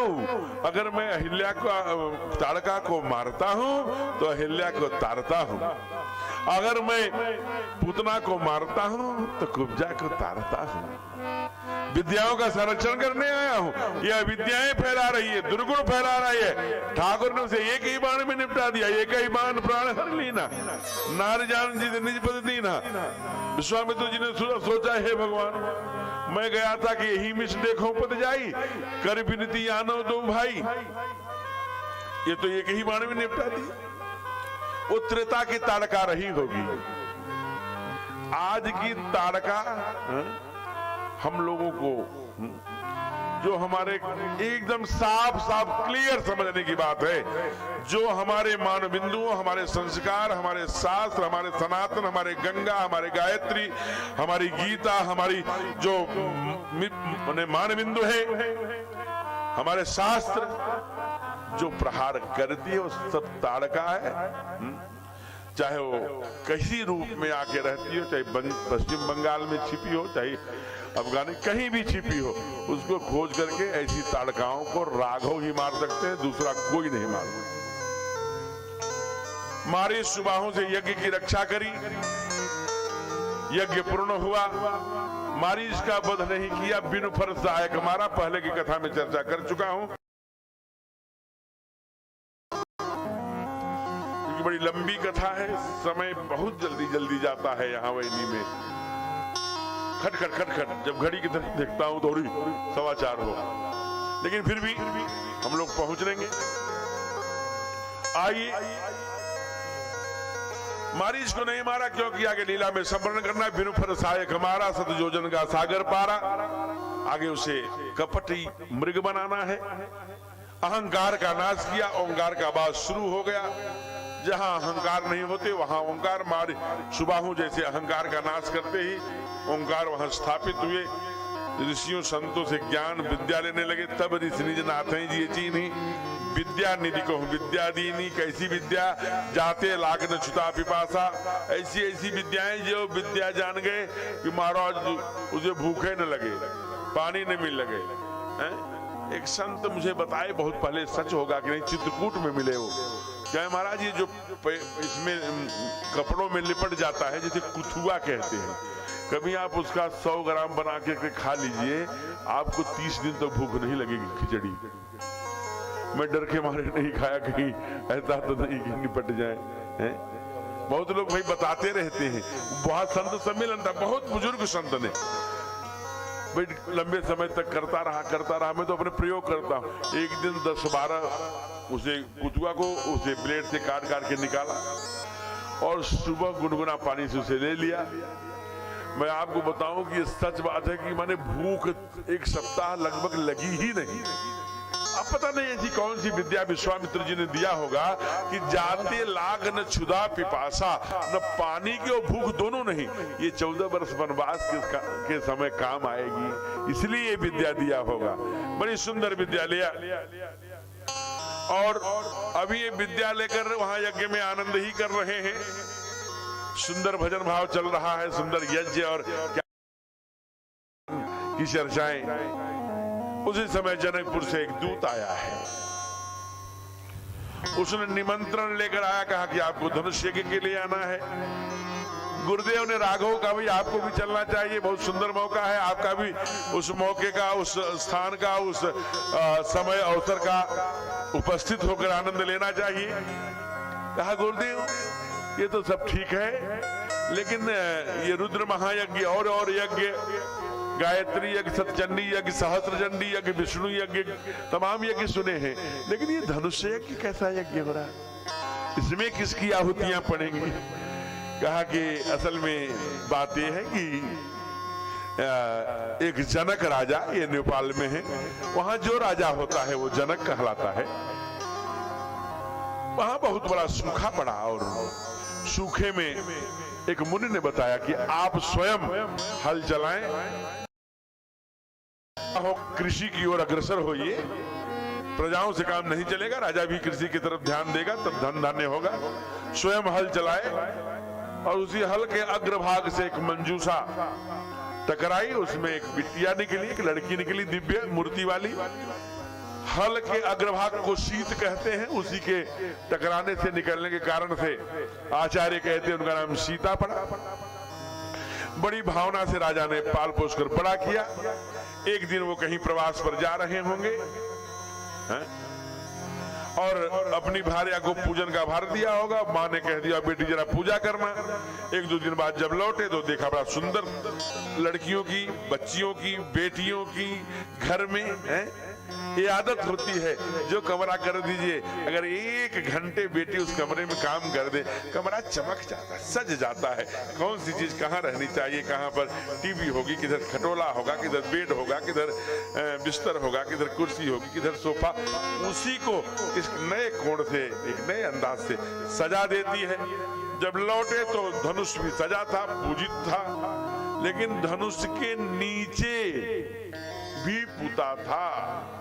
आप नेपाल गए होंगे तो नेपाल में धनुषा नाम का तीर्थ है। आज भी जो तीसरा भाग है वो कई हजार टन का है और कई किलोमीटर में है। आप सोचिए जो तीसरा भाग रह गया, एक भाग वहां चला गया, एक भाग नीचे चला गया, जो है आप दर्शन करके आइएगा। कोई वीजा नहीं है, कोई पासपोर्ट नहीं। अब आप सोचिए कि जब माँ ने उसे उठा लिया तब जनक को आश्चर्य हुआ। ये सामान्य बिटिया नहीं है, ये स्वयं महारानी है, जगदम्बा है, जगत जननी है, शक्ति देवी है, भक्ति देवी है, और भक्ति देवी यहाँ है तो ब्रह्म भी कहीं आया होगा। अब ब्रह्म को कैसे खोजा जाए, तो शादी रचा तो देते हैं। अगर भक्ति देवी इसे उठाने में सामर्थ्यवान है तो ब्रह्म उस पर प्रत्यंचा चढ़ाकर उसका खंडन करने में सामर्थ्यवान होगा। इसलिए ब्रह्म को का अन्वेषण करने के लिए, ब्रह्म को खोजने के लिए इससे अच्छा तरीका कोई नहीं है। इसलिए प्रतिज्ञा कर दिया कि जो इस पर प्रत्यंचा चढ़ाएगा अथवा उसका खंडन करेगा, मेरी बेटी से उसी की शादी। उद्देश्य केवल भगवान को खोजना है, ब्रह्म को खोजना है, भक्ति देवी के वर्ण के लिए। अब ये भाव बताया कि नहीं, लेकिन भगवान ने ये नहीं किया, नहीं मैं वहां नहीं जाऊंगा। कहा क्यों? अरे हमारे पिताजी ने आपके यज्ञ की रक्षा के लिए भेजा था। दुनिया भर के यज्ञ, हम जनक जी के यज्ञ, वहां यज्ञ, हम यज्ञों के लिए थोड़ी आए हैं, ये कह सकते थे, लेकिन नहीं। क्या कहा?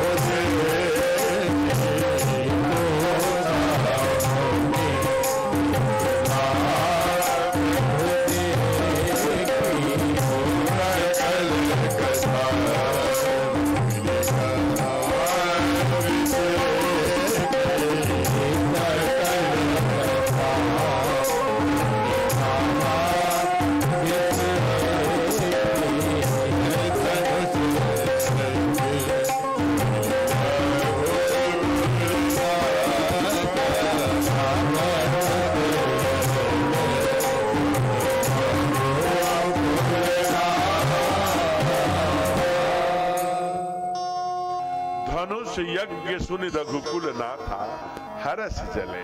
ओहो, अब भी प्रसन्न है। मुनिवर के साथ था, चलते समय देखिए कहां है बक्सर, जब आप जाने लगेंगे पटना, बक्सर से कहां जा रहे हैं बलिया, गौतम घाट कहां है, अहिल्या कहां है, बलिया।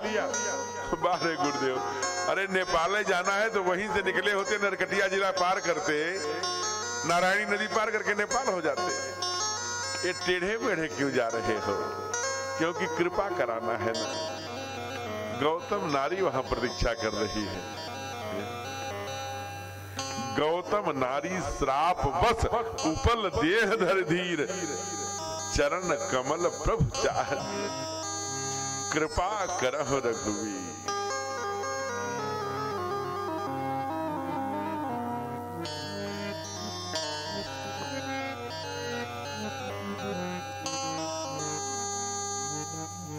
देखा मुनि शिला प्रभु देखी, कहा कि प्रभु ये क्या सब है, ये तो कहीं यहाँ न खग है, न मृग है, न जीव है, न जंतु है।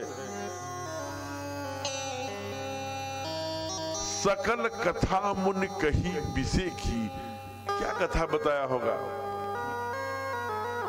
आइए सार संक्षेप में 2 मिनट में केवल कथा सुने अहिल्या का।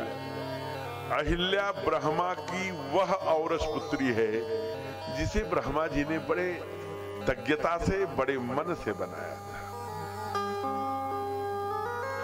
फिर मैं कह रहा हूं, एक बात ना माताओं को समझने की है। इतनी सुंदर थी अहिल्या कि उनके सुंदरता पर आकर्षित होकर के स्वयं ब्रह्मा जी के पास रिश्ते आए थे। स्वयं देवताओं का राजा इंद्र आया था, आप अपने बेटी का हाथ हमें दे देंगे क्या? कहा नहीं। कहा क्यों? कहा तुम भोगी हो, मैं योगी को दूंगा, जिसका पुण्य नित्य बढ़ रहा हो, जिसका पुण्य नित्य क्षीण हो रहा है, उसको नहीं दूंगा। क्षीणे पुण्ये मृत्यु लोका पतंती। इनसे जरूर पूछा जाना चाहिए, जो नौजवान जा रहे हैं और उधर से जो एक आ रहे हैं, क्यों आ रहे हैं और ये क्यों जा रहे हैं? कोई पूछने वाला नहीं है। तो मैं आज 5 दिन से पूछ रहा हूं, कोई पूछने वाला नहीं कि वो आ क्यों रहा है, वो कुछ जा क्यों रहा है। थोड़ा सा नहीं करेंगे तो भाई फिर व्यासपीठ की महिमा दूसरा सत्र हो गया, 5वां दिन हो गया। अब धीरे धीरे धीरे धीरे भाई हर 15 से 20 मिनट में भजन होता है, जाइए ना यार, कौन मना करता है? केवल आगे के लोगों को आग्रह है। देखिए जा रही हैं, जाइए, देखिए घर में सास अकेली हो, मलाई न खा ले।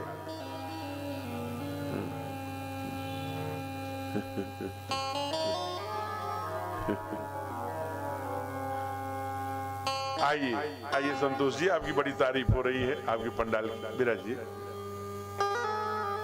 श्री राधे राधे गोविंद गोविंद राधे, राधे राधे गोविंद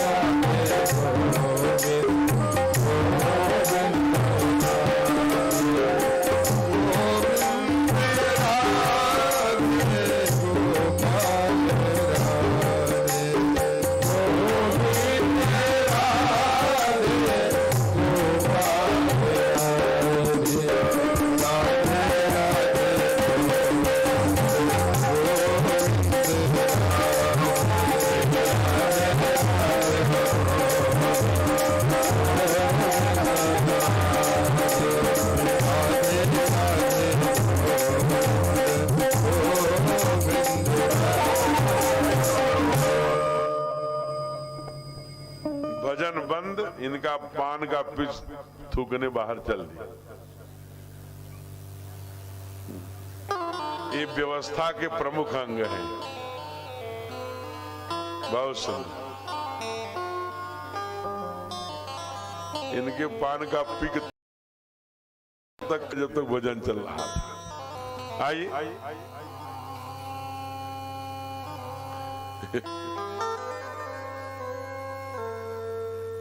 एक पंडित जी थे,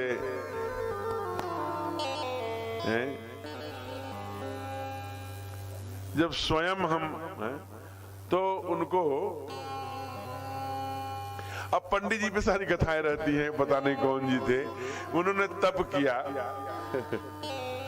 बेचारे पंडित जी लोग ऐसे बदनाम हैं, बाद में हमसे कहते हैं महाराज जी की काहे सब कथा आप पंडित जी पे क्यों बताते हैं। पंडित जी गए होंगे अपना वो तप किया, वो माने उस पर कथा आ गई कि ये व्यवस्था के हैं, जब व्यवस्था वाले हैं तो सामान्य लोग तो करेंगे ही। तो संतोष जी बैठ जाइए। तो तब किया तो उनको भगवान ने प्रसन्न होकर एक शंख दे दिया, जाओ बेटे ये शंख लो राज करो। कहा क्या ये शंख से क्या राज्य करेंगे? कहा तुम इस शंख के गुण के बारे में नहीं जान रहे हो। कहा क्या है गुण? कहा जब इसको कहोगे बजा के कि मुझे कार दे दो, तुरंत दरवाजे पे कार खड़ी हो।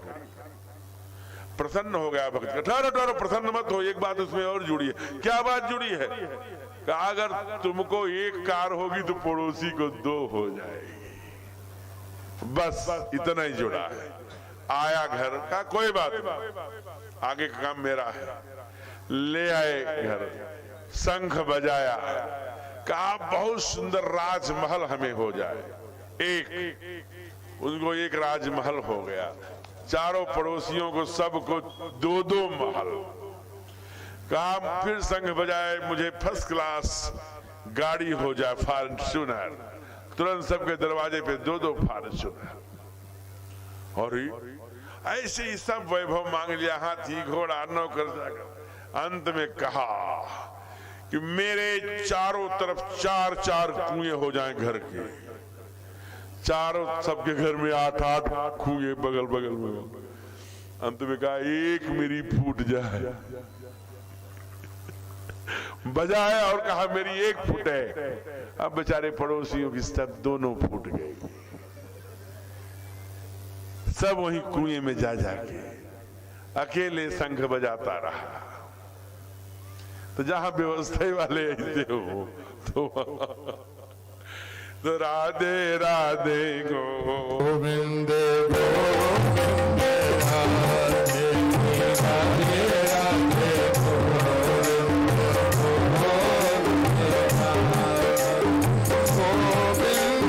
राधे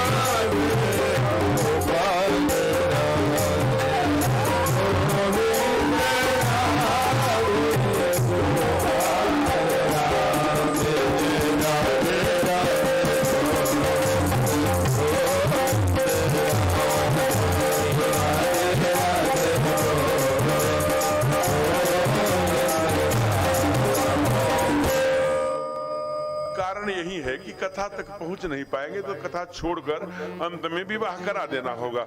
इसीलिए 5:30 बजे कथा विराम है, तो अभी पूरी कथा बाकी, इसलिए जल्दी आप तो कथा में प्रवेश किए रहेंगे तो जल्दी जल्दी कथा बढ़ेगी। आइए, ये ब्रह्मा जी को फिर इसलिए वहां से लेकर अहिल्या के पास आते हैं। अहिल्या ऐसी तेजस्वी बिटिया है कि दुनिया उसे आकर्षित है। जब मैं कहता हूं कि अहिल्या बड़ी सुंदर है तो भारत की विद्याएं जानने वाली, 16 कलाओं की और विद्याओं की स्वामिनी है, बड़ी तेजस्वी है। हमारे भारत की बेटी की सुंदरता उसके चमड़ी से नहीं होता। अगर चमड़ी से सुंदरता होती तो भगवान सीता मैया को खोजते समय ये ना कहते हमारी गोरी गोरी सीता कहाँ है बता दो। कहते हे खग हे मृग मधुकर श्रेणी, तुम देखी सीता मृग नैनी। और क्या कहा? सब गुण खान जानकी सीता। मेरी जो भार्या है ना वो सभी गुणों की खान है। इसलिए सौंदर्यता नारी के गुण में हुआ करती है, स्वरूप में नहीं हुआ करती।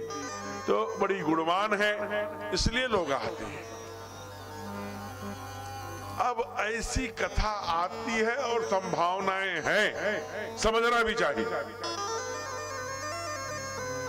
जो हम जैसे हम बार बार कहते हैं ना कि चाहे कान के द्वारा, चाहे मुख के द्वारा, चाहे आंख के द्वारा, जिन भी ज्ञानेंद्रियों के द्वारा जो हमारे चित्त में आएगा वही चिंतन में आएगा, जो चिंतन में आएगा उसी का चित्र बनेगा, और जिसका चित्र बनेगा वैसा ही चरित्र बनता जाएगा, और जैसा चरित्र बनेगा वैसी फलश्रुति प्राप्त होगी। That is a universal truth, यह सत्य सनातन है। इसीलिए हम जो देखते हैं, जो पढ़ते हैं, जो सुनते हैं, वो सीधे मन के गति पर प्रभाव पड़ता है।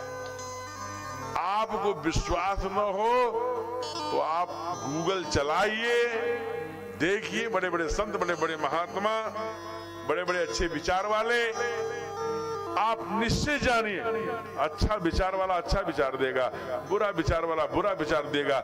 जिसके पास दुख है वो दुख बांटेगा, जिसके पास सुख है वो सुख बांटेगा, जिसके पास जो रहता है वही बांटता है। आप देख लेना, मैं नहीं कह रहा हूं। ऐसी कथा आती है कि वो जो जामदग्नि की भारिया है रेणुका, जो रेणुकूट जिला पड़ा, रेणु माने रेत। आप जरा सोचिए कि ये उनकी पत्नी का नाम है, रेणु मन रेत, रेत से जो बर्तन बना। जब जामदग्नि भगवान परशुराम जी के पिताजी पूजा पर बैठते थे तो रेणुका पंचपात्र बना के, आचमनी बना के, थाली बना के, अर्घा बना के रेत का सब दे देती थी। एक दिन की बात है, क्योंकि पहले परंपरा थी कि एक ऋषि की पत्नी है अथवा राजा की भी बेटी है तो ऋषि से भी ब्याही जाती थी और राजा से भी, और ऋषि की भी बेटी है तो राजा से भी ब्याही जाती थी और ऋषि से भी ब्याही। तो जो राजा से ब्याही थी बहन, वो एक दिन आई आश्रम पर गौशाला देखने, आश्रम देखने, गुरुकुल देखने। उसके प्रोटोकॉल को देखा होगा रेणुका ने। मन में केवल इतना आया, काश इतना ही आया होगा। सुबह हुई, जामदग्नि पूजा पर बैठे, बार बार रेत से बर्तन बनाती है, टूट जाता है। रेणु के पात्र लाओ, बहुत प्रयत्न करती है, रोने लगती है, कांपने लगती है। हे प्राणनाथ, हे देव, हे पतिदेव, मुझसे आज बर्तन नहीं बन रहे हैं। क्या हो गया? तेरी साधना, तेरी उपासना, तेरे तप में कोई बाधा बन गई क्या? बर्तन क्यों नहीं बन रहे हैं? प्रयत्न करो, हरि में ध्यान करो। ध्यान किया, फिर बनाया, नहीं बनते। खड़ाक से उठ गए गुस्से में, जरूर कहीं न कहीं इसकी उपासना खंडित हुई है। चारों पुत्रों से कहा, बेटे तेरे मां के मन में पाप है, इसका गर्दन काट दो। सारे पुत्रों ने कहा नहीं, हम कैसे काट सकते? नहीं कहा, गर्दन नीचे कर लिया, मौनम और मानो की हम नहीं काट सकते, गर्दन झुका दे। उधर से भगवान परशुराम आ रहे थे। कभी जामदग्नि कभी नहीं कहते थे परशुराम, राम ही बोलते थे। कहा राम जी पिता भगवान, कहा चारों भाइयों सहित अपने मां का सर काट दो। एक क्षण नहीं लगाया, काट दिया। प्रसन्न हो गए, धन्य हो वत्स, वर मांगो, क्या चाहिए? कहा चारों भाइयों सहित मेरी मां को पुनः जिंदा कर दीजिए और उनको इस घटना का याद भी न रहे, और मेरी माता की पुण्याई भी वापस कर दीजिए। यानी छोटी सी बात में केवल इतना काश। और हम क्या क्या सोचते हैं, क्या क्या देखते हैं गूगल में? चावल चबाओगे और कहोगे कि रोटी सटकेंगे। जो चबाओगे वही सटकोगे, चाहे वो दिलीप कृष्ण भारद्वाज चबाएं और चाहे विश्वामित्र चबाएं। जो चबाओगे मुंह में वही सटकना है। ये दैट इज यूनिवर्सल ट्रूथ। यही सत्य सनातन है। नाटक नहीं चलेगा कि बाल से किसमिस निकाल के दोगे। जो चबाओगे वही सटकोगे। सीधी सीधी बात। इसलिए अहिल्या को जब इंद्र ने जगाया, मुर्गे की बाग सुनी होगी, तो गौतम जब गए और उन्होंने जब गंगा जल उठा करके संकल्प लेना चाहा तो देखा, अरे ये तारा तो यहाँ है, ये तारा यहाँ रहने का मतलब इतना बजा है। पहले बुजुर्ग हमारे सुकवा यहाँ है तो इतना ही बजा होगा, तारा देख करके समय बता देते थे। तो उनको भी लगा, लौटे उल्टे पांव, अपने ही रूप में इंद्र को अपने ही कुटिया से निकलते देखा, समझ गए जल लिया, जाओ कोढ़ी हो जाओ, तुम्हारे दिमाग में कोढ़। कांपती हुई अहिल्या निकली होगी, प्रभु मेरा क्या दोष है, मैं तो निर्दोष हूं, मैंने नहीं जाना। आप पागल बनी हो। अब ऐसी कथा छेपकों में आती है कि अहिल्या के ने भी कभी ऐसा सोचा होगा, काश। एक दूसरा की बड़ा सुंदर एक प्रश्न किया है। गौतम ने कहा, अच्छा अहिल्ये तू ये बता, मैं मानता हूं कि मुर्गे की बाग से मैं नहाने गया, लेकिन इतने हजारों वर्ष तेरे साथ कुटिया में रहा, कभी ब्रह्म मुहूर्त में तुझे मैंने भोग के लिए बुलाया? तुझे कैसे जान लिया जब हजारों वर्षों तक मैंने कभी ब्रह्म मुहूर्त में ये भोग के लिए निमंत्रण नहीं किया? तो आज वो गौतम पागल हो गया है? तुम्हारा दिमाग ये नहीं सोचा, पत्थर पड़ गया था दिमाग में, जाओ पत्थर हो जाओ, पत्थर हो गई, अतः पत्थर जैसी हो गई। क्योंकि दुनिया में स्त्री सब कुछ सह सकती है, लेकिन ध्यान रखना मेरे मित्रों, ये आज बड़ी बात है। समाज में आज बहुत ऐसी घटनाएं घट रही हैं, जब सास भी, ननद भी, जेठ भी, जेठानी भी, देवर भी, देवरानी भी सब बहू के विरोध में हो जाएं, और वह सच्ची है तो पति को उसका साथ जरूर देना चाहिए, नहीं तो यहां चुभता है जी। पति के द्वारा तिरस्कृत पत्नी दुनिया में सबका तिरस्कार सह लेगी, लेकिन मिथ्या आरोप पति का नहीं सह सकती। अगर स्वाभिमानी स्त्री है तो कुछ कर गुजर जाएगी। इसलिए प्लीज उसके वेदनाओं को और पीड़ित मत करो। आज निरपराध घटना घटी है अहिल्या के साथ, रो पड़ी है, गुरुदेव मेरे पतिदेव ये क्या हो गया, मेरा कोई कसूर नहीं है। लेकिन हमारे यहाँ शास्त्र कहता है, पाप जितना गाओगे उतना कम होगा, पाप जितना छिपाओगे उतना बढ़ेगा, पुण्य जितना गाओगे उतना कम होगा, पुण्य जितना छिपाओगे उतना बढ़ेगा। किसी से नहीं हो सकता तो केवल ठाकुरवाड़ी में चले जाओ, ठाकुर जी के सामने कहो, तुम तो सब जानते हो मुझसे ये अपराध हो गया जो शास्त्र सम्मत नहीं था, अब तुम ही इसका प्रायश्चित बताओ, मैं क्या करूं? ठाकुर के आंखों में आंख डाल के जिस दिन बोलने लगो, समझ लेना पीछे के सारे पाप नष्ट हो चुके। आंख में आंख मिलाओ तो पाप जितना गाएंगे उतना खत्म होगा। पाप को छिपाना नहीं है, इसलिए अहिल्या ने छिपाया नहीं, पति ने त्याग किया है। दुनिया एकदम चौराहे पर खड़ी है, मैंने पाप किया नहीं है, लेकिन हमारे पति ने मेरा हाथ छोड़ दिया है। वो कहते हैं मैं पापिनी हूं, तो मैं पापिनी हूं क्योंकि मेरे पति ने कहा है। चौराहे पर खड़ी है प्रभु, यही अहिल्या है। गौतम नारी श्राप बस उपल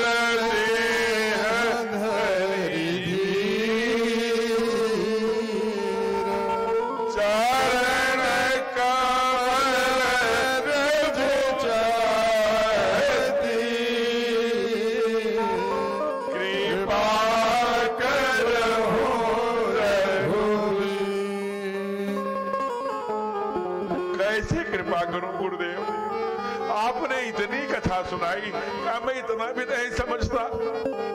ये ऋषि की पत्नी है, मैं क्षत्रिय हूं, एक ब्राह्मण की पत्नी पर मैं कैसे पैर रखूं? कहा अच्छा, आप भी जाति बंधन में बंधने लगे ठाकुर? कपिल कौन है, परशुराम कौन है, बामन कौन है, कल्कि कौन है? कहो तो मैं ही हूं। कहा अच्छा आप बताइए ना, ये नारी है, मैं पुरुष ब्रह्मचारी हूं, मैं कैसे स्पर्श करूं ब्रह्मचारी होकर एक पतिव्रता नारी को? आप ही तो बताइए। इसी कारण से तो इनको श्राप लगा। कहा कैसी बात करते हो नारायण, तुम लिंग भेद में कब से बंधने लगे? विश्व मोहिनी कौन था? असुरों देवताओं को नृत्य करके विष और अमृत का पान किसने कराया? जब भगवान शिव ने भस्मासुर को वरदान दे दिया, उस समय सुंदरी बनकर माया का रूप धारण कर किसने बचाया? कहा मैं ही था। लेकिन गुरुदेव आप बताइए ना, कहीं पत्थर से भी नारी निकलती है? ये पत्थर हो गई होगी, या इस पत्थर में से नारी कैसे निकलेगी? ये चमत्कार हमसे नहीं होगा। कहा ठाकुर यही तो चैलेंज है। सतयुग में एक भक्त हुआ था जो पत्थर से भगवान प्रकट कर दिया था। आज आपको चैलेंज है कि पत्थर से भक्त को प्रकट कर दो। ओहो, इतना सुनते ही तब ठाकुर ने, तब राघव ने अपना दाया पैर उठाया, वाल्मीकि ने जिसको गाया, और उसी के झोंके से जो ही स्पर्श हुआ वैसे ही अहिल्या मैया प्रकट हो गई। प्रेम से बोली अहिल्या मैया की। मां देखती है, मां प्रकट हो गई। सोची थी ठाकुर को देखूंगी, प्रश्न करूंगी, इधर उधर कुछ बोलूंगी, लेकिन मुख से कुछ बोल ही नहीं पा रही है, केवल युगल नयन जलधार बही। तब बाबा ने लिखा परसत बन पावन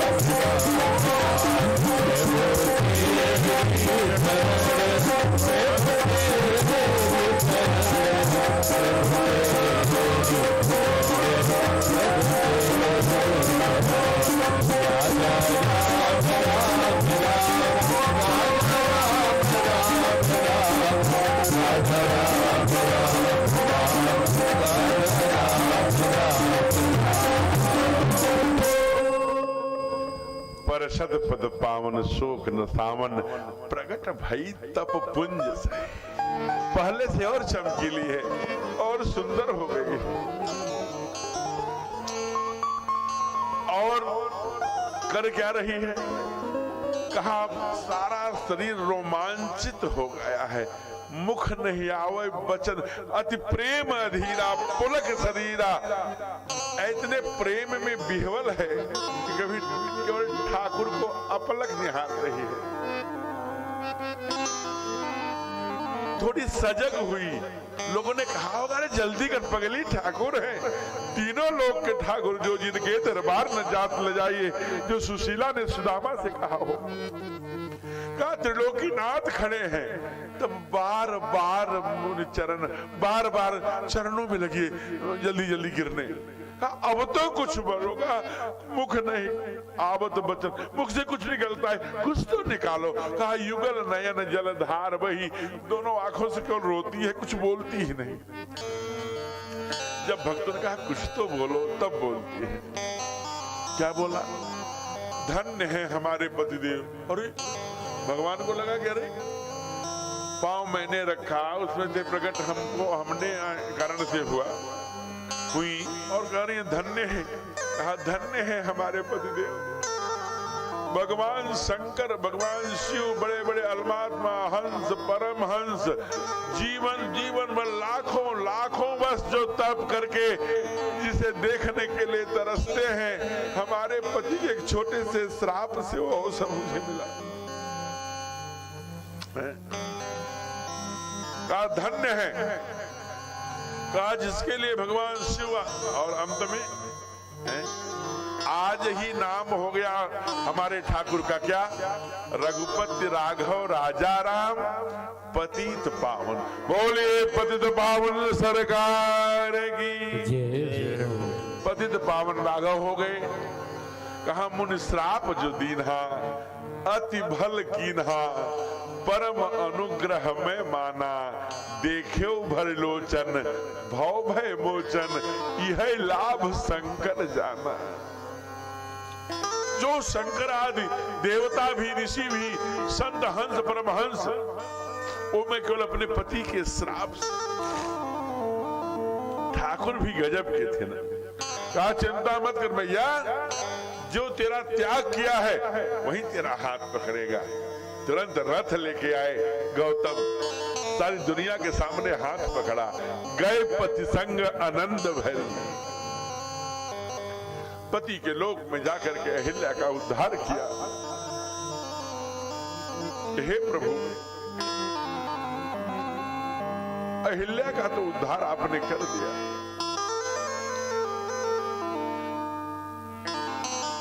हमारा कब करोगे? हमारी पात्रता कब बनेगी? आज माघ का महीना है। रवि जब मकरगत होता है तो सब लोग तीर्थ, मकरगत जब होई तीर्थ पति आओ सब कोई। और हम लोगों के लिए तो तीर्थ पति यही है वैनी। इसलिए माघ का महीना है, आज ठाकुर की शादी भी होने वाली है, आज पंचमी भी है कृष्ण पक्ष की, आज गुरुवार भी है। ठाकुर की शादी गुरुवार को भी हुई थी, पंचमी को हुई थी, आज दोनों है। आज ये वैनी का तीर्थ स्थल है, प्रदोष काल भी है। आज कथा का 5वां दिन भी है।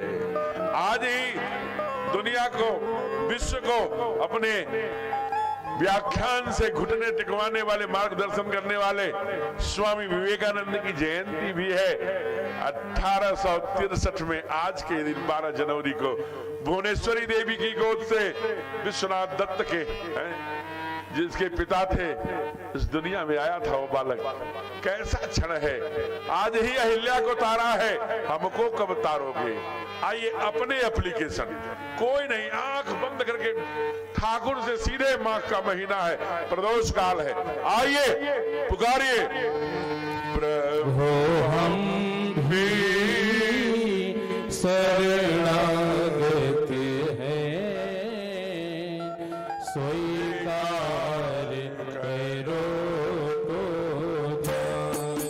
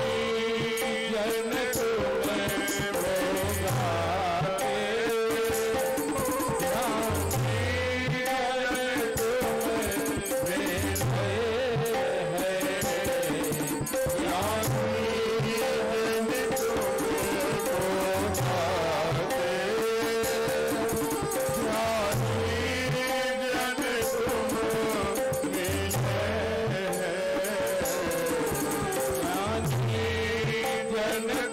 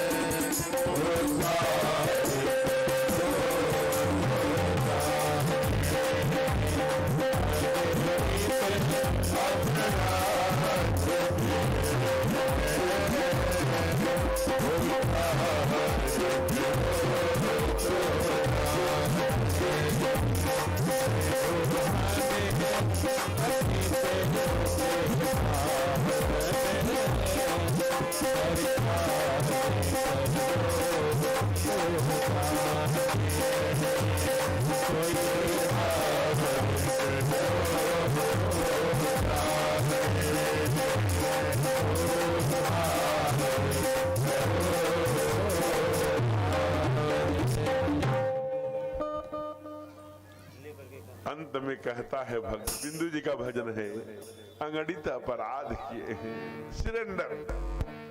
आप तो जानते ही हो ना, अंगड़ित अपराध किए हैं, तब उद्धार करो तो जाने। धर्मात्मा को, ज्ञानी को तो सब प्रभु उद्धार करता है। मैं तो अहिल्या से भी अधिक पाती हूँ।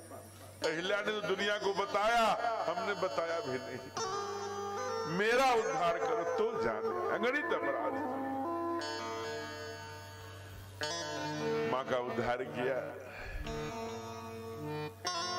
आगे बढ़े। वहीं गौतम घाट के भी जाना, बलिया के पास है, गंगा जी के किनारे। आगे चले हैं तो गंगा मैया मिल गई हो, हैं? अरे राम सिया राम जय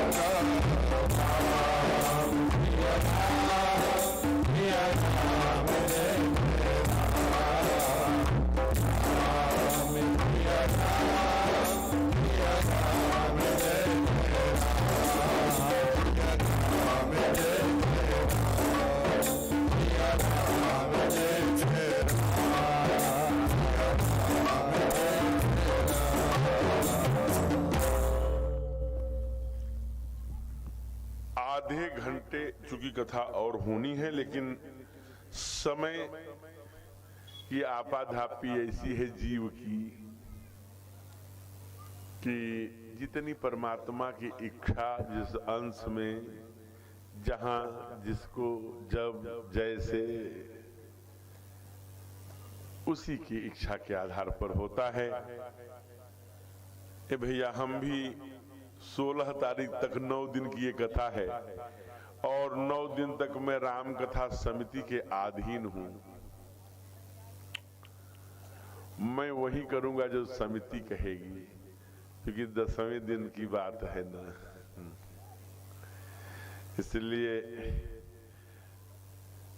अभी सूचना आ गई कि कथा बंद करो, कुछ लोगों को जाना है। जी सर, तो मैं ये मंच कुछ देर के लिए अपने परम आदरणीय संचालक महोदय श्री श्याम सुंदर पांडे जी को सादर समर्पित करता हूं। और हमारे कुछ अतिथि आए हैं, हम थोड़ा परिहास में ऐसे कहते रहते हैं, बाकी आप सबको प्रणाम करते हुए आइए आपके स्वागत अभिनंदन का छोटा कार्यक्रम। सादर प्रणाम गुरु जी।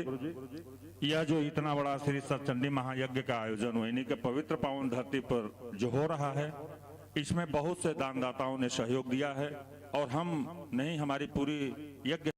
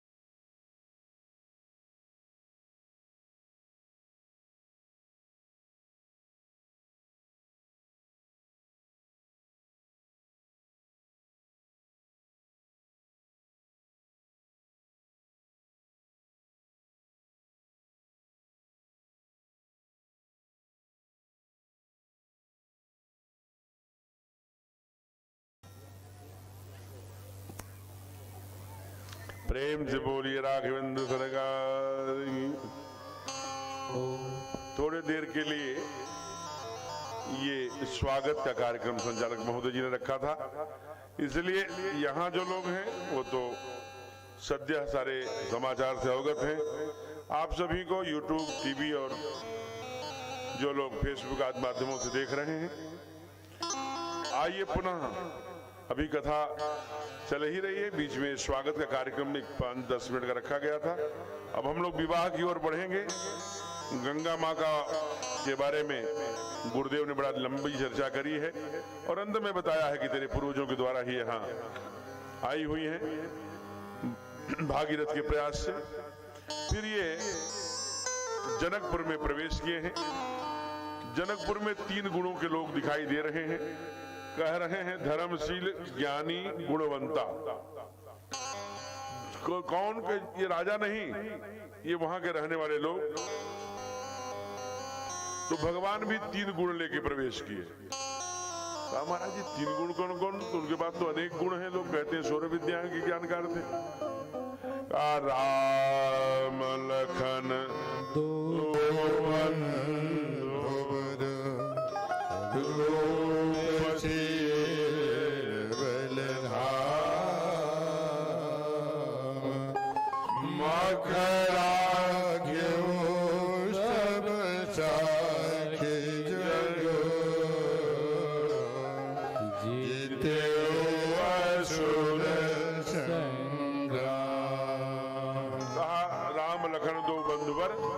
रूपशील बलधाम। लोगों ने पूछा कि रूप के 3 गुण लेके क्यों प्रवेश कर रहे हो? कहा तीनों का महात्म है। कहा क्या महात्मा है?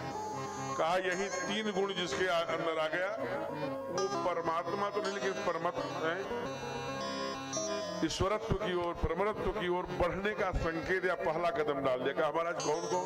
ईश्वरीय गुण का समावेश उसके अंदर हो गया। कहा कौन कौन? कहा रूप का। रूप से क्या करोगे? रूप का मतलब केवल व्यायामी शरीर से है क्या? भी आकार की सेना हो, भुजाओं में मछलियां बन जाएं। जब ठाकुर चलाते थे बाण तो उनको मछली बन जाती थी। इसलिए जामवंत को खुजली, एक पहलवान को पहलवान जब देखता है तो खुजली होने लगती है। तो जामवंत तो सोचते हैं ओ ठाकुर से 2-2 हाथ करने का अवसर हो जाए। कैसे होगा? ये तो राम अवतार में तो मैं राम की ओर से ही, ठाकुर की ओर से ही लड़ रहा हूं। लेकिन राम सदा सेवक रुचि राखी। श्रीमद् भागवत में कथा आती है ना, जब श्यामंतक मणि की चोरी लगी तो पूरा जाकर के क्या मल्ल युद्ध हुआ, तब दमयंती को वो कथा भागवत की है। तो इसलिए रूप से क्या करोगे? कहा रूप से पूरे जनकपुर वासियों को मोह लूंगा। कहा ठीक। रूपशील, शील से क्या करोगे? कहा शील से सभी साधु संतों का आशीर्वाद दूंगा जिससे दुनिया में कोई पराजित न कर सके। कहा बल धाम, बल क्या करोगे? कहा बल से असुरों राक्षसों को निश्चरहीन करऊं मैं। ध्वज उठाए प्रणकीन सकल ऋषिन के आश्रम, सकल मुनिन के आश्रम जाए जाए। दुष्टों का नाश करो।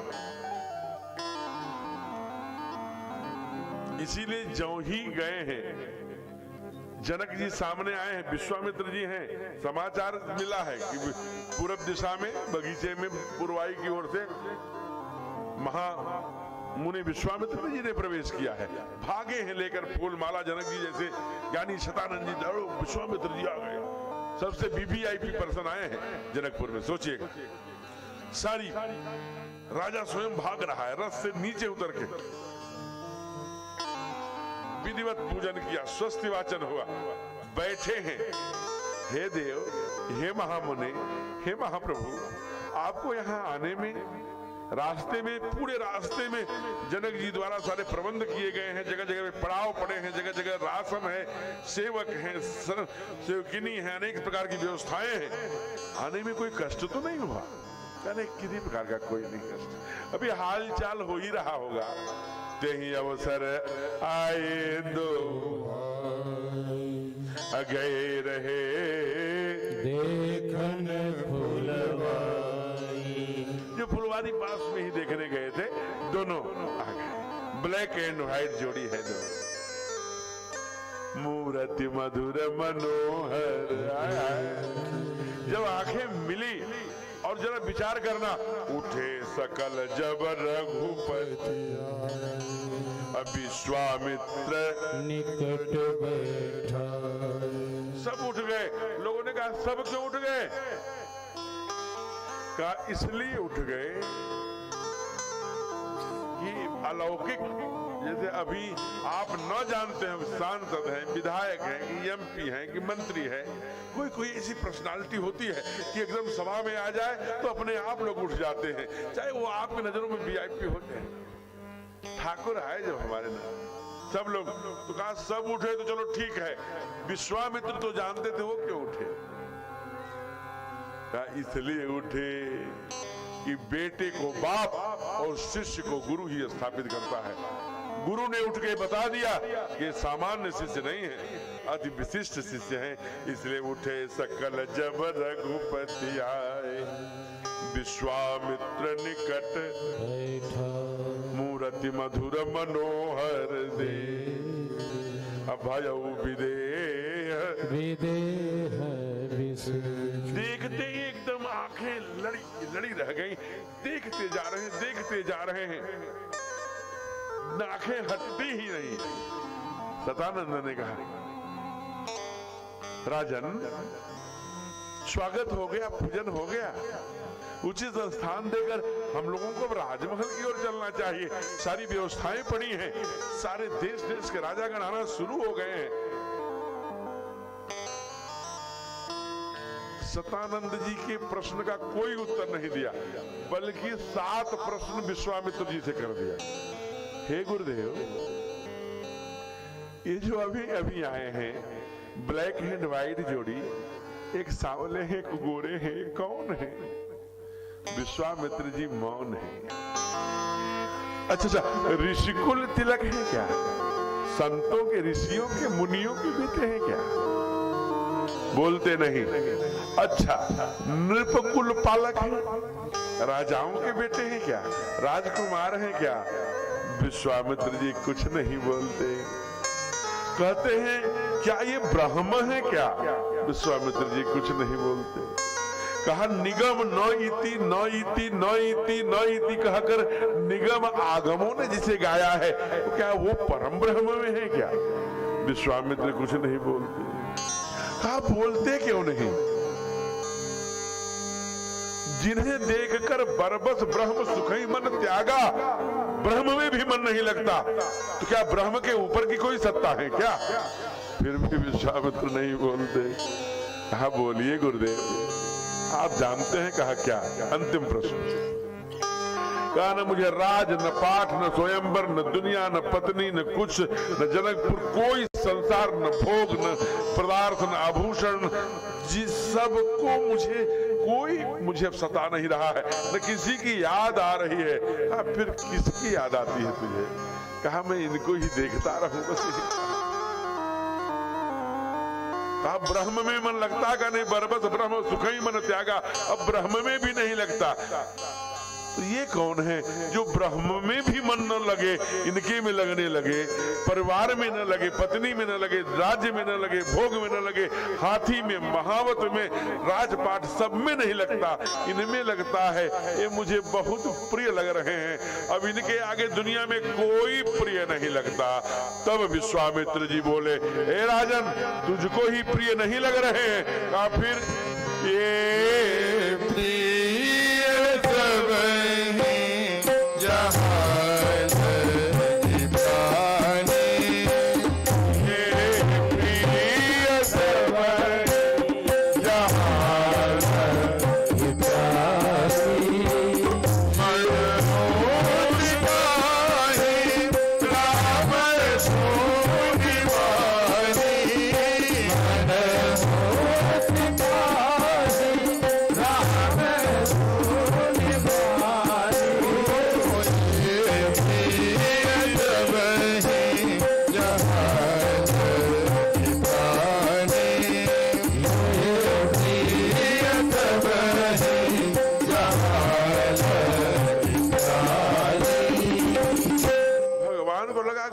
ये क्या कर रहे हैं? दुनिया से मैं छिपाता फिर रहा हूं कि मैं भगवान नहीं हूं, मैं एक मनुष्य हूं। ये तो बता दे रहे हैं कि जो कण कण में ब्रह्म व्याप्त है, मैं वही हूं, दुनिया को प्रिय लगने वाला परमात्मा हूं। हे गुरुदेव, ये क्या किया? मुस्कुराए गुरुदेव, मैं तेरा गुरु हूं पगले, नीचे की चौपाई पढ़। कहा नीचे आप ऐसी कौन सी चौपाई पढ़ देंगे? कहा सुन तो, अरे रघुकुल मणि दशरथ के प्यारे, रघुकुल मणि दशरथ के प्यारे, मम हित लागी नरेश पठारे, हित लागी नरेश पठारे, ये प्रिय दवनी जहां धरतानी, ये प्रिय दवनी जहां धरतानी। कहा ये प्रिय सब ही जहां लग प्राणी, मन मुस्काए राम सुनिबानी, रघुकुल मन दशरथ के जाए, मम हित लाग नरेश पठाए। अब इतना सुनने के बाद भी उनको बोध नहीं है कि राजा चक्रवर्ती के बेटे हैं और मेरे कल्याण के लिए राजा ने भेजा था। तेरा धनुष यज्ञ सुनकर इनको साथ लेके आया हूं ना। मानो उनको तो पागल हो गए हैं। उनको क्या लगता है? इनमें रब दिखता है यारा, मैं क्या करूं? उनमें ठाकुर दिख रहे हैं, भगवान दिख रहे हैं, मन है कि मानता नहीं। बार बार समझाते हैं। इसलिए जनक ये जान गए कि ब्रह्म है। कहा महाराज इसका प्रमाण क्या है? कहा इसका प्रमाण यह है कि जैसे दशरथ के घर का नाम मैंने बताया था कि नाम क्या है? दशरथ जी के भवन का मंगल भवन। और जानकी जी के घर का नाम क्या है? सिय निवास सुंदर नहीं कही जाए। सीता जी के घर का नाम है सुंदर सदन। जहां भगवान को जनक जी ने रखा, उस घर का क्या नाम है?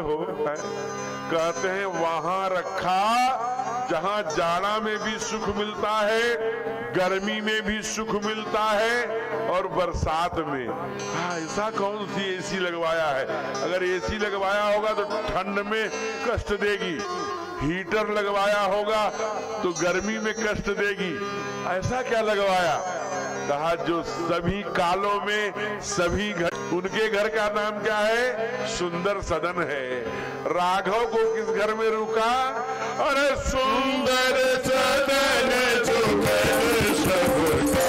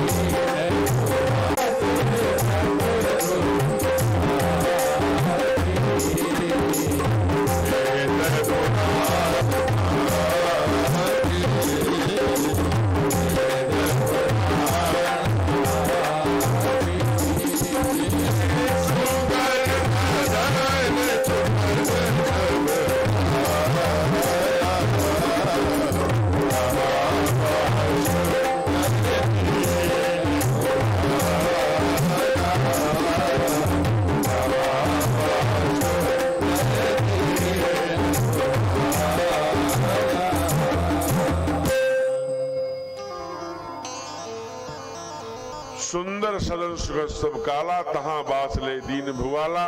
जो सभी कालों भक्ति देवी सुंदर सदन में ठहरे। रात खाली कराया गया है, भक्ति देवी के घर में ठहराया गया है। अब कितने भी वीआईपी होंगे आप सोचिए। ठाकुर आए, आहा क्या संस्कार है लगे। यहाँ तो हम लोग देखते रहते हैं, जेले देखते रहते हैं। मुनि जी गुरु जी का झपकी लगे न लगे, 2 बार दबाए चले, देख रहे हैं। प्रभु सो गए, धीरे धीरे दबाते हैं, बार बार मुनि आज्ञा दीनी, जाओ राघव, जाओ लखन, अब सो जाओ, बड़ी रात गई। रघुपति जाए सैन तब कीनी। ठाकुर सोए, लखन आ गए भैया के लखन जाओ बेटा, बहुत बार जाओ लखन, सुबह जल्दी उठना है बेटे। उनके बार बार कहने पर बार बार कह सोवहु ताता, पौड़े लखन जाते समय फिर प्रभु का पैर छू के जाते। सबसे पहले कौन सोया? गुरुदेव। उसके बाद कौन? ठाकुर। उसके बाद कौन?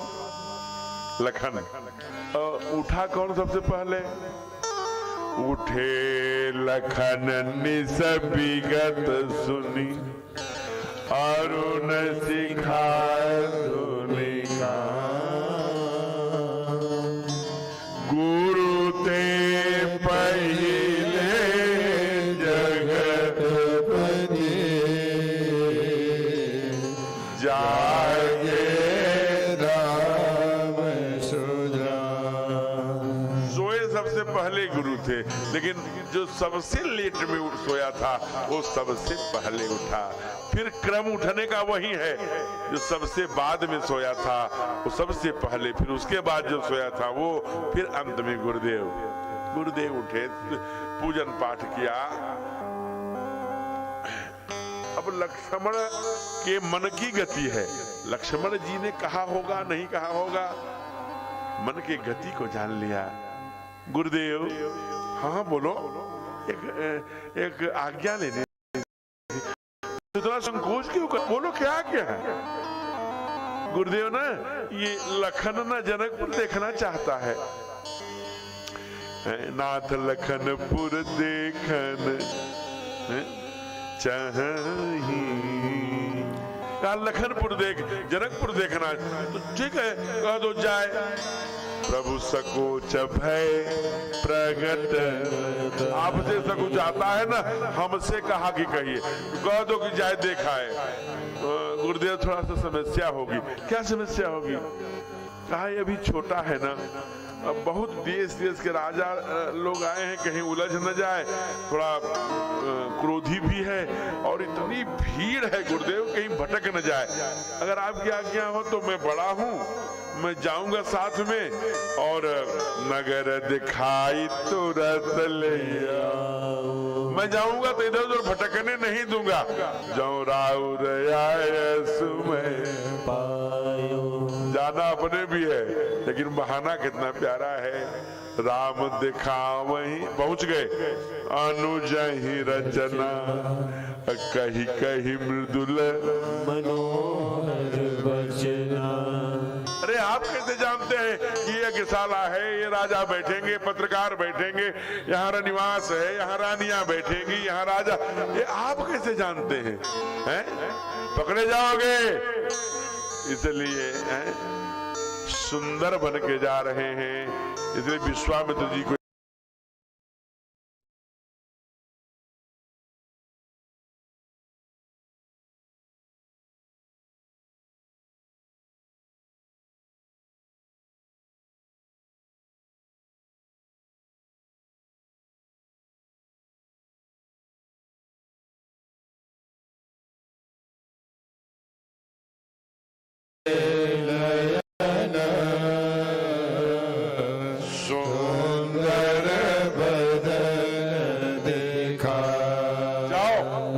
सुंदरता की अपनी ये प्रतिमूर्ति।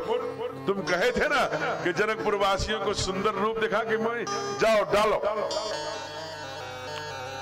महाराज एक देखिए, यहाँ आएंगी लक्ष्मी माँ है, बहुत तेजस्वी कथावाचक हैं, पटना केंद्र है, कहा है यहाँ आऊंगी, तो वो कहती हैं कि महाराज जी सासुओं का उस समय भी आतंक था। कोई भी बहू नीचे न गा करके ठाकुर जी के दर्शन नहीं करने पाई। जुबती न भवन झरोखन लागी, निरखहि राम रूप अनुरागी। बहुएं झरोखों से देख रही हैं सब। अच्छा, ये कथा आज 1:30 बजे से हो रही है और बज गया 5:30, तो 1:30, 2:30, 3:30, 4:30, 5:30, 4 घंटे।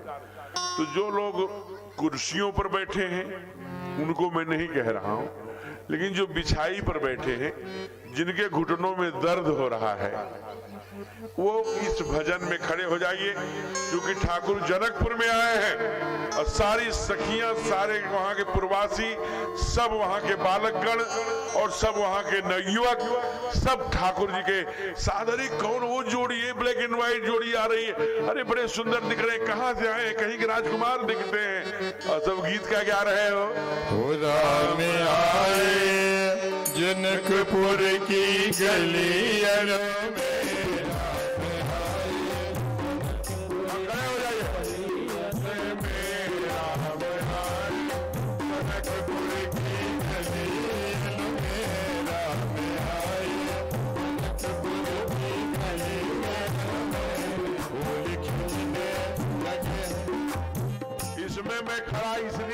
खड़ा होना अनिवार्य नहीं है। जिनके घुटनों में दर्द होगा उनका घुटना भी ठीक हो जाएगा। 2 मिनट 3 मिनट में गीत होगा, फिर 15-20 मिनट बैठ लेंगे। राम आए जनकपुर की गलियों में, राम आए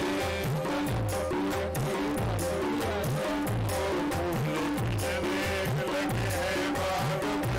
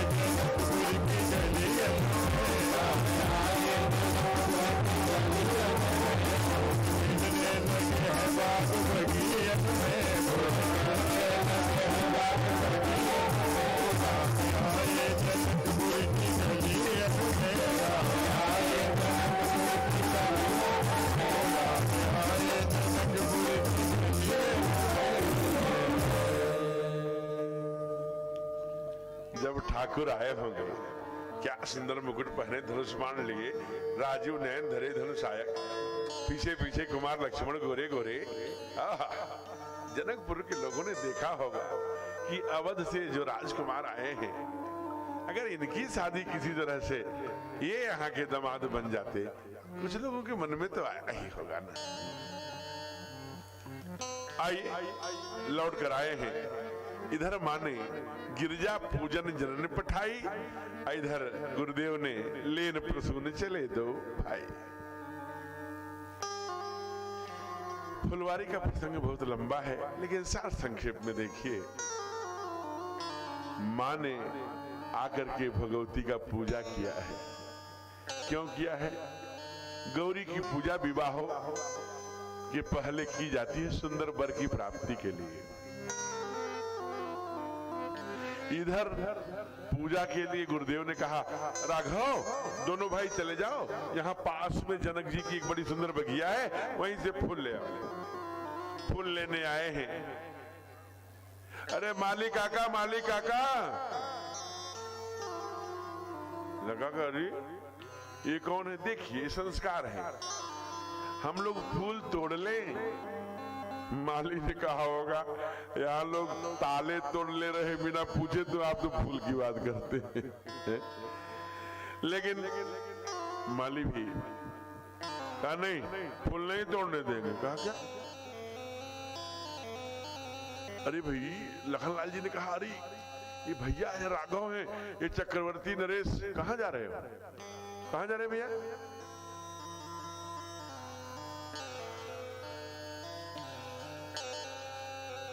ये आपके साथ आए?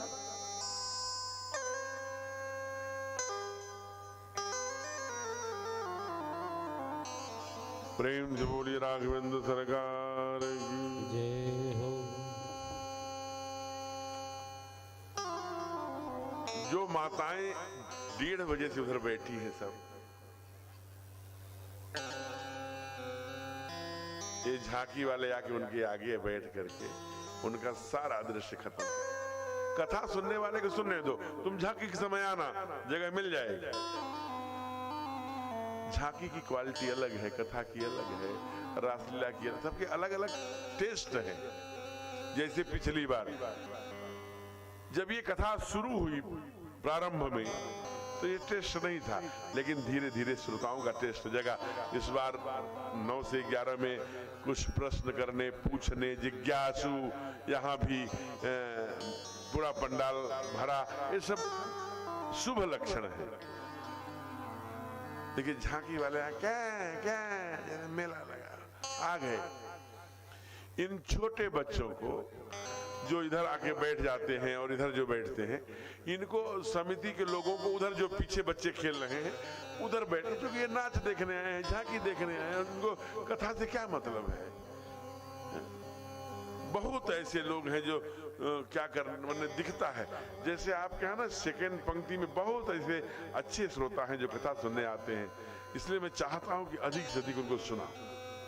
आंखें बताती है ना कि कौन क्या लेने आया है।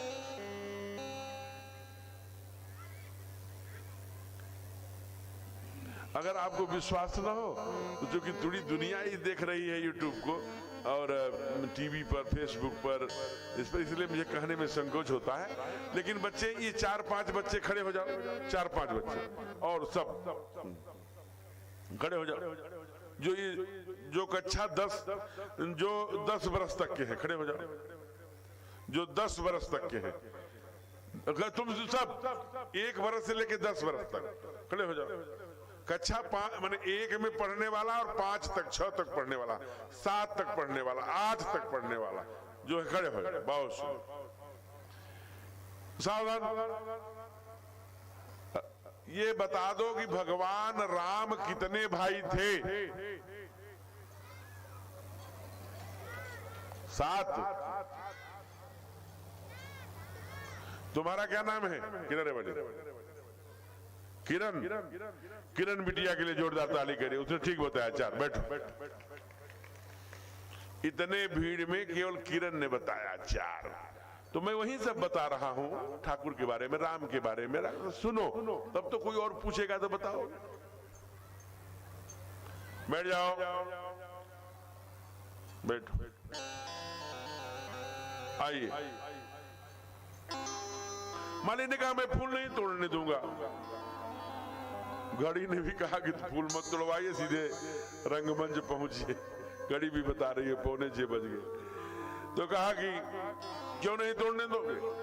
माली का भाव थोड़ा सा सुनिए और हम लोग सीधे पुष्प वाटिका से चलते हैं रंगमंच में। माली ने क्या कहा?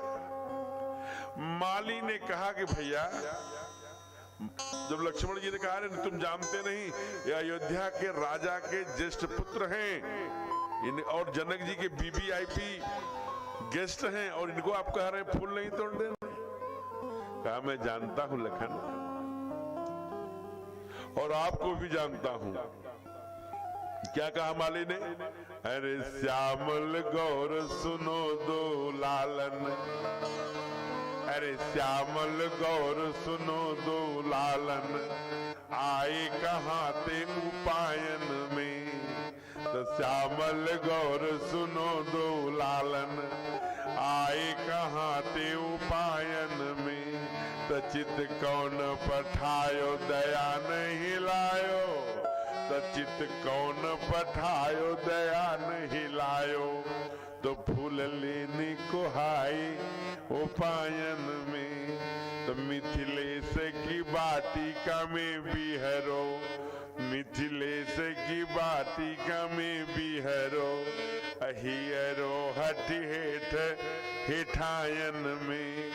तो अवधेश लागड़ी जई है कहीं, पुष्पान की पाखुरी पाए। क्या बात है! माली कहता है कि आपके कोमल कोमल पैरों में ये पंक्तियां किसकी हैं आप जानते हैं? रीवा नरेश की हैं। बहुत अच्छे कथा की पर बहुत साहित्य लिखा रीवा नरेश ने, उन्हीं की ये पंक्तियां हैं। अवधेश लागड़ी जई है कहीं, पुष्पान की पाखुरी पाए। ये गुलाब की पाखुरी आपके कोमल कोमल पैरों में न चुभ जाए, इसलिए हम नहीं जाने देंगे। आपको कौन पठाया फूल लेने? कौन पठाया दया नहीं लाया, फूल लेने को हाय उपाय ने। तो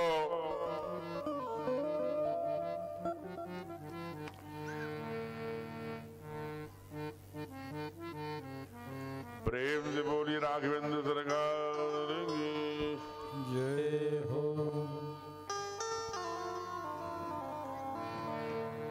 और पुष्प लिया,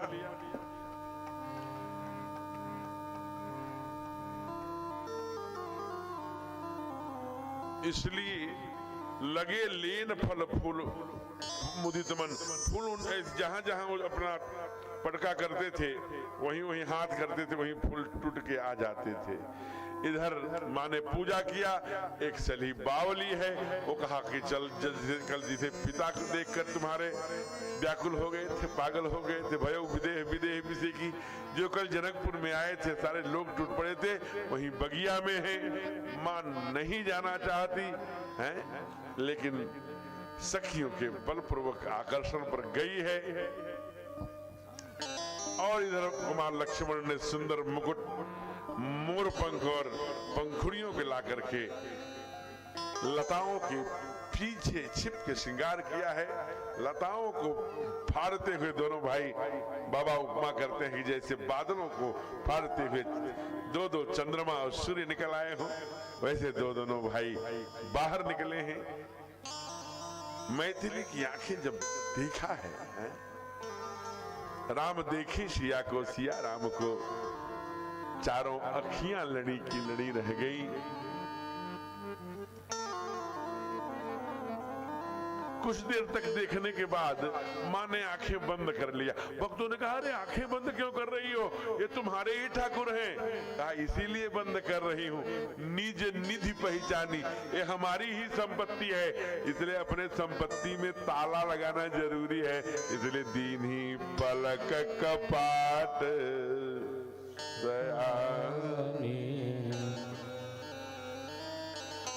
और बंद करके प्रभु की वैकुंठ लोक के रूप का चिंतन कर ही रही थी कि चतुर सखी, जो एक सखी है बावरी, कहा क्या कर रही हो?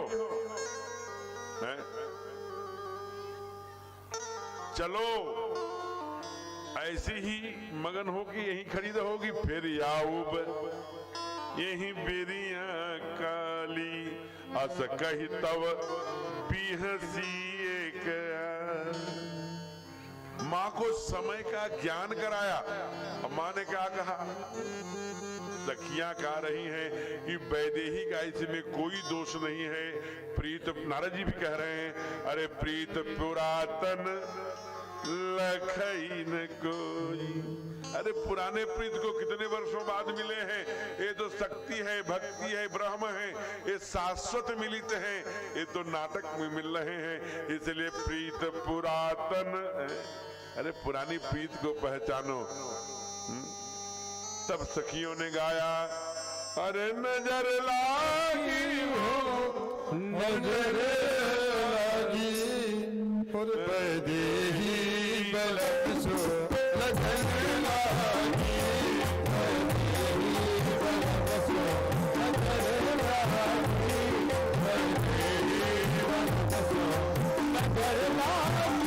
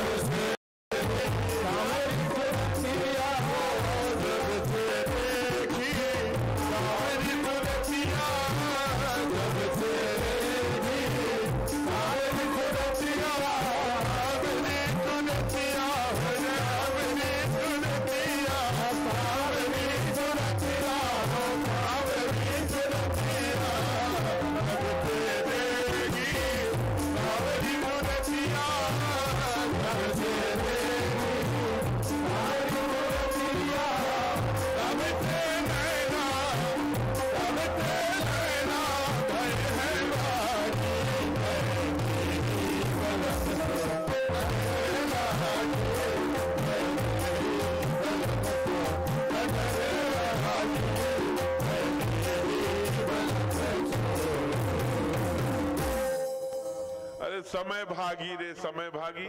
तो समय भी भाग रहा है, इसलिए वैदेही की नजर भी थोड़ी देर आई। माँ वहां से सीधे दौड़ी है और अब क्या किया? अभी पूजा किया था, लेकिन बाबा ने चौपाई बदल दिया। पूजा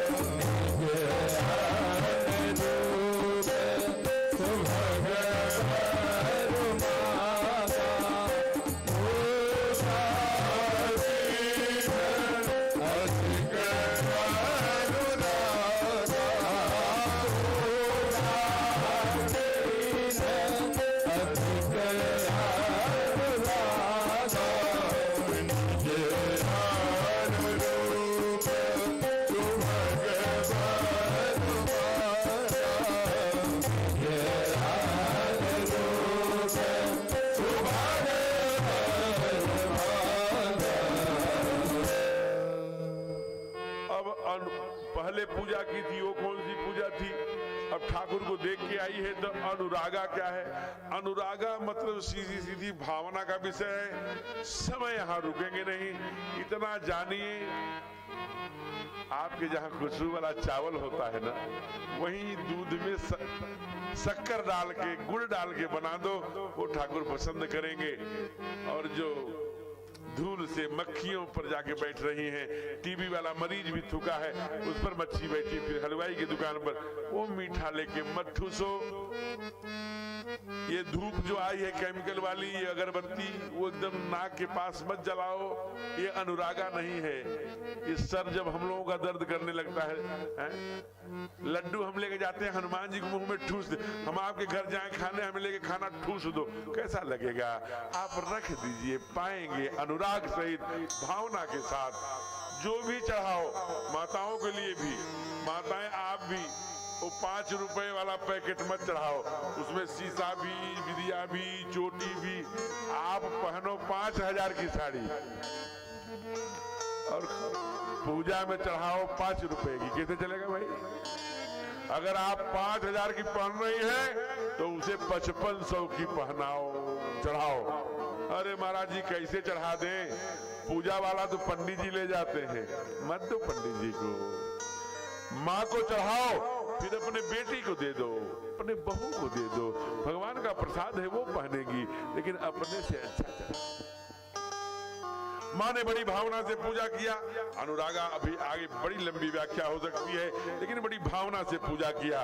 खसी माल मूरत मुस्कानी, माला आके उनके गले में गिर पड़ी और तुरंत आकाशवाणी हुई। उस आकाशवाणी उसी मानो प्रतिमा ही बोल रही है, सुनो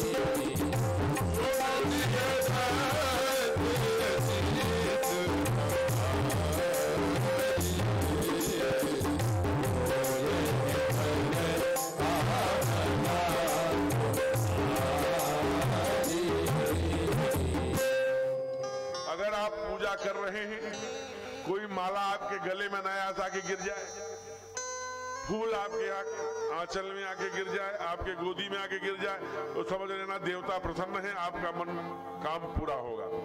अब चालाकी से किनारे पर ही मत रख देना कि गिर ही जाए, ऐसा नहीं, सहज से। तो मन का मन जाहि राचो, मेरे मन में क्या है वो तुम जानती हो मैया ना। कहा क्या है? कहा वही चाहिए। मैंने जाहि राचो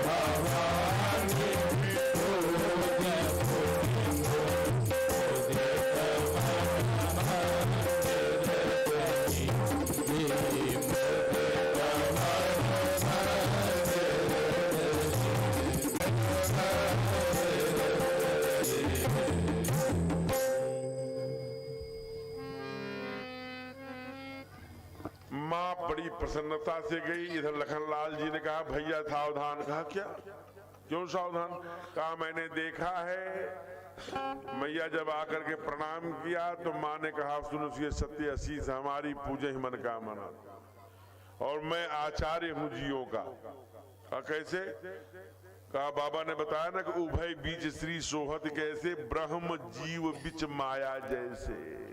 तो मैं जीव हूं, मैं बताऊंगा, ध्यान से सुनिए। कहा क्या? कहा किसी आचार्य की, किसी संत की, किसी कथावाचक की, किसी पंडित जी की, किसी साधु की 3 बखत आशीर्वाद जरूर लगता है। कहा कौन कौन? कहा संध्यांते भोजनांते शिव पूजनते तथैव च। संध्या करके उठाओ, त्रिकाल संध्या करने वाला ब्राह्मण हो, ज्यों ही उठा हो अर्घ डाले वैसे ही कोई आगे प्रणाम करे, जितना पुण्य है वो चला जाए। भोजनांत, भोजन करके उठा हो, इसलिए भोजन के अंदर में दक्षिणा आदि की व्यवस्था है। शिव पूजा, रुद्री करके उठाओ, रुद्राभिषेक उसी समय जाके ले। अभी तो हम क्या करें, कहते कि गुरुदेव संध्या करके उठे, संध्या कर रहे हैं, जो ही उठेंगे दोनों भाई लेट जाएं। तू जैसा करेगा कहेगा लखन, दोनों जो ही गुरुदेव उठे दोनों भाई लेट गए। चलो भाई प्रसन्न रहो, खुश रहो, प्रसाद लो। नहीं, आज हम लोग नहीं उठेंगे। अरे तुम नहीं उठोगे, राघव तो चलो कहे समझ में, राघव तुम भी लखन के साथ। गुरुदेव इसने ही कहा है कि चुपचाप पड़े रहना। मुस्कुराए, कहा चिंता मत करो। कहा क्या? कहा सुफल मनोरथ हो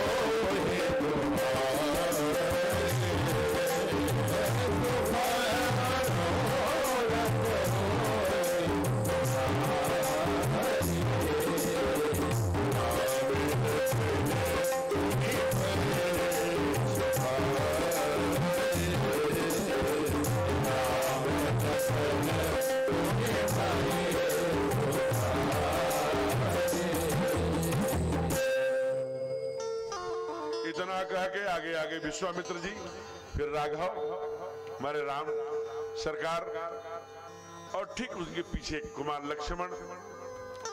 जो ही रंग भूमि आए दो, जो ही रंग भूमि में आई भगदड़ मच गया। कहा कोई बैरिकेडिंग जैसे लगी है ना, इसमें अंदर कोई नहीं आने पाए, केवल मुख्य यजमान और ध्वनि विस्तारक और टीवी में दिखाने वाले, लाइव करने वाले लोग ही यहाँ रहेंगे।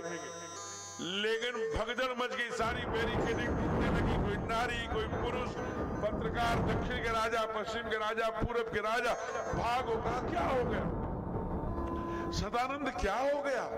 कहा कि राजन वही जोड़ी आ गई है, ब्लैक एंड व्हाइट वाली, जिसे देखकर आप पागल हो गए थे। भयो विदेह विदेह विषेकी, जिसे देखकर मनोरंग निधि निउटन लागी, जुबतिन भरन जरोखे लागी, वही दोनों जोड़ी आ गई है।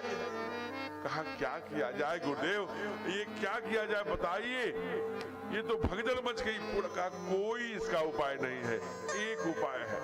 कहा वही तो बताइए। कहा जो वर कन्या को शादी के बाद वरमाला के बाद जो दो मंच बनाए हो, वही जल्दी से तीसरा मंच बनाइए, उसी के बगल में विश्वामित्र सहित दोनों भाइयों को बैठा दीजिए। सारे राजा, सारे देश देश से आए हुए सभी भक्तगण, रनिवास से भी सबसे वो दिखते रहेंगे। जब दिखते रहेंगे तो भक्तगण नहीं बचेंगे। ऐसा जल्दी व्यवस्था कराओ। तुरंत एक और सीट वहां निर्मित की गई। गोस्वामी जी ने लिखा, सब मंचन सुंदर विशद विशाल, मुनि समेत गो बंधुता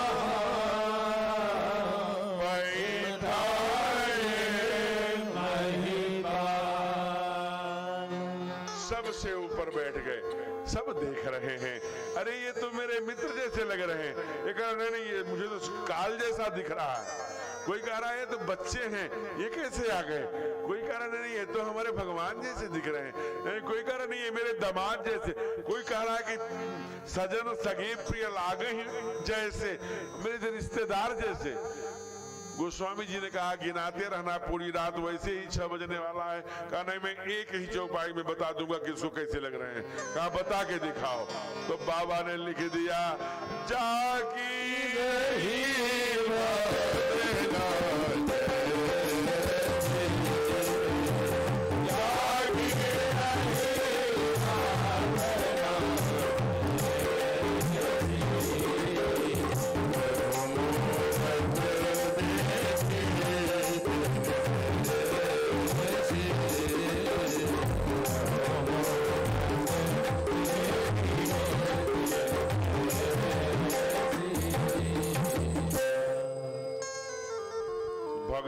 नहीं मचना है, प्यार से, आराम से।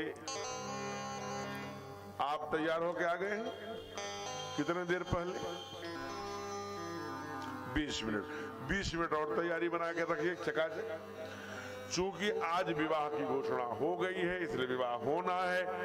आगे से कोई घोषणा होनी नहीं है, फिर कथा कथा रहेगी तो जहां विश्राम चाहेंगे वहां कर लेंगे। आज गुरुवार है तो इसलिए विवाह होना है, आज पंचमी है इसलिए विवाह होना है। आइए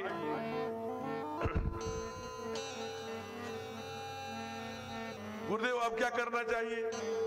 अरे जिसके लिए शादी विवाह कर रहे हो, जिसके लिए प्रतिज्ञा कर रहे हो, सारे राजा आ गए, दक्षिण से पश्चिम से एक बलशाली राजा आ गए हैं? अरे उस कन्या को बुलाओ, सब दुनिया देखे यही कन्या है। इसी कन्या के लिए जो है ये धनुष्यज्ञ का महोत्सव रचा गया है। अच्छा गुरुदेव, तुरंत निवास के लिए आज्ञा हुई, सीता जी को लेके आइए। रंग भूमि जब सिय पग धारी, देखी रूप मोहे नर नारी। जबकि उत्तरकांड में क्या कहा? मोहन नारी नारी कर रूपा।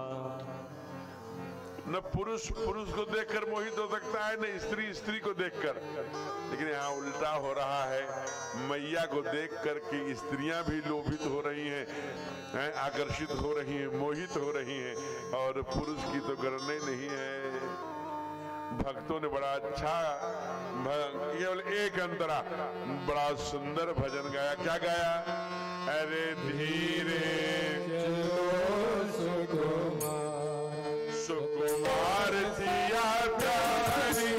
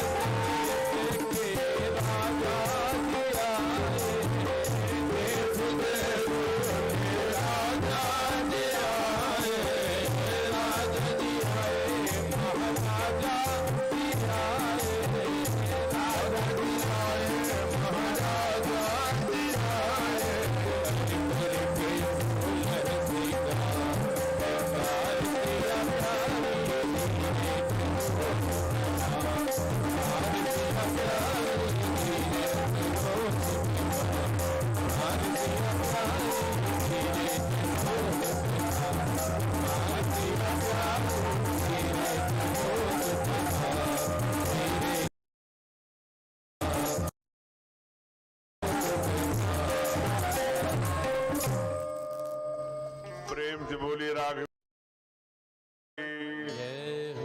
लखन लाल की जय हो। विश्वामित्र जमुना जी रोज आते थे, आज नहीं आए। हमारे पास सिफारिश लेके गए थे कि हमको कह रहे हैं कि हम पुलिस लगा देंगे अगर मंच पर चढ़े तो। हम कहा कौन कह रहा था? तो अरे बहुत लोग हमारे पीछे पड़े हैं महाराज जी, आप क्या जाने। आपसे एक ही सिफारिश है कि प्रमुख जी को कह देते कि तालाब पर वो बनवा देते मंदिर। ये आइए विश्वामित्र जी, जल्दी आइए।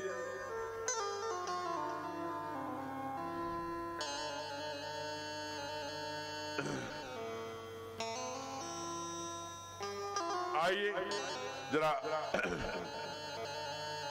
कहाँ रह गए राम लक्ष्मण जी को भेज के? आइए। आप कह रहे थे मंच पर नहीं चढ़ने दे रहे, आज बढ़िया कुर्सी लगेगी। देखिए उधर किनारे पे। सरकार आप इधर आ जाइए, आप उधर हो जाइए, वो इधर आ जाइए। लाल कोट वाले लक्ष्मण हैं और हरी वाले ठाकुर हैं। ऐसे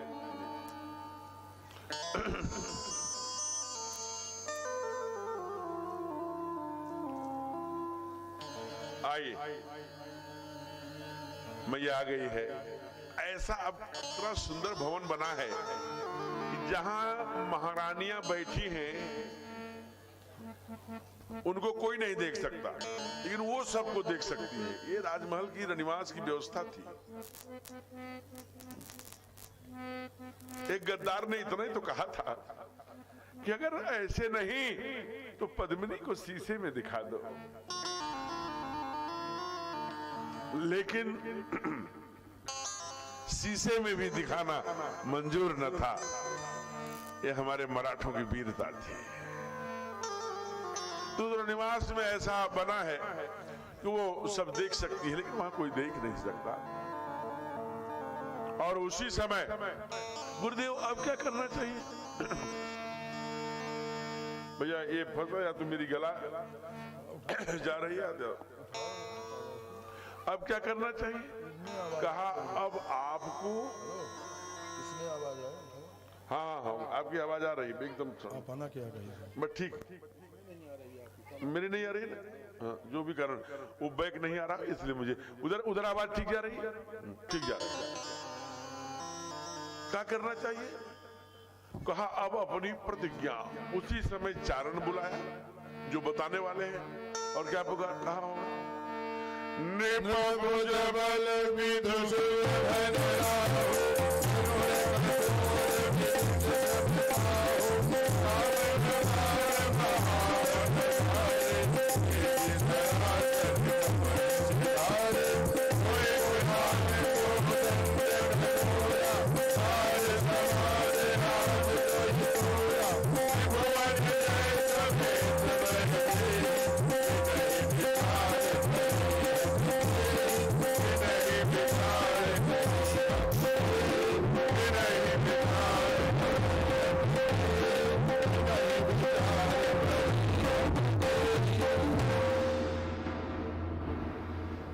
कहा यह शिव का धनुष है जो इस पर प्रत्यंचा चढ़ा ले, लेकिन सावधान, रावण बाणासुर जैसे योद्धा भी यहाँ पर आभूत हुए हैं।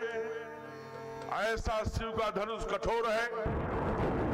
राज समाज है आज जो ही तोड़ा, जो इस राज समाज के मध्य इस बीच जो इस पर चाप चढ़ाएगा, इसका खंड तोड़ देगा।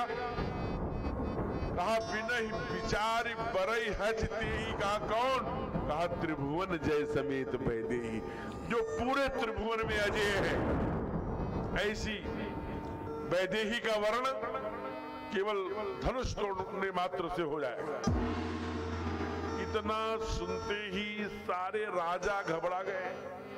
पुनि पुनि नृप ओ कसही अकुला, काहे अकुला रहे हैं? कहीं ऐसा न हो कि मुझसे पहले किसी पे टूट जाए, मेरा नंबर ही न आए। इसलिए जल्दी जल्दी सब ने नंबर पूरा कर लिया। पूरा आराम, एक नहीं दो बार, कभी बाएं भुजे कभी दाएं भुजा से, कभी दोनों भुजाओं से। यहां तक तो ठीक था कि एक भुजा नहीं दोनों भुजा लगा लो, पूरी शरीर लगा लो, लटक लो, ऊपर चढ़ लो, दंड बैठक कर लो, सब ठीक है। लेकिन जो पश्चिमी संस्कार के लोग हैं, जहां आज वो मेरी पत्नी कल उसकी पत्नी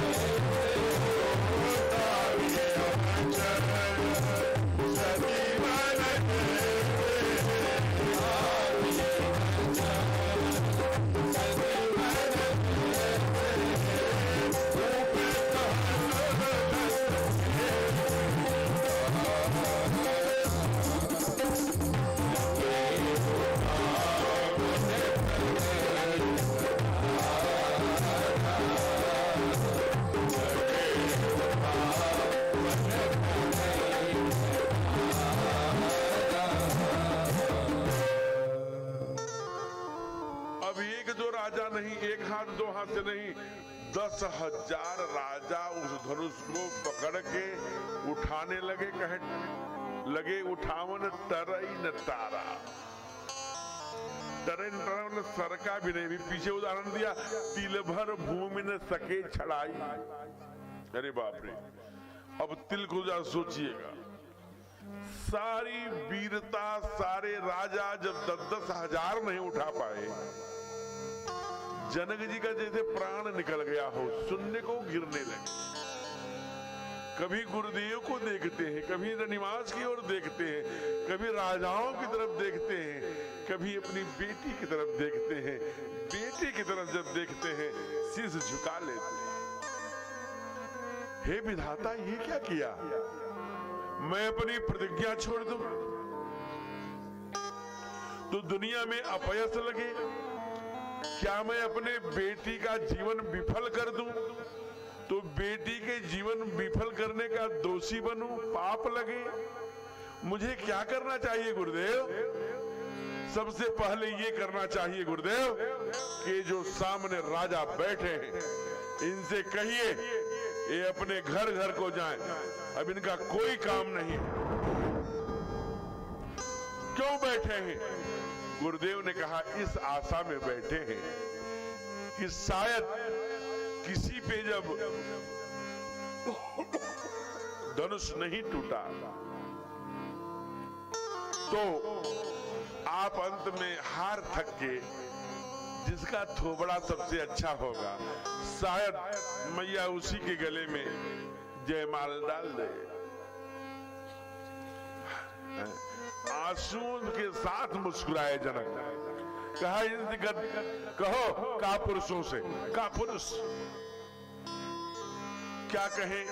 कहा तज हुआ आशा त्यागो। कहा क्या करें? कहा निज गृह गृह जाओ, अपने अपने घर को जाओ। आप लोगों के लिए नहीं कह रहे हैं, वो जनक जी राजाओं के लिए कह रहे हैं। कहा क्यों? काल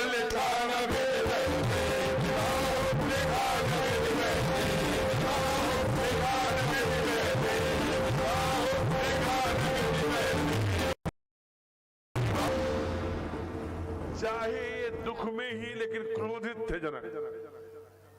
कहा लगता है इस दुनिया में वीरता खत्म हो गई, चारों तरफ मुझे कायर ही कायर दिखाई दे रहे हैं। हमारे बेटी के हाथ में विधाता ने विवाह की रेखा ही नहीं लिखी, लिखा न विधि वैदे ही विवाह।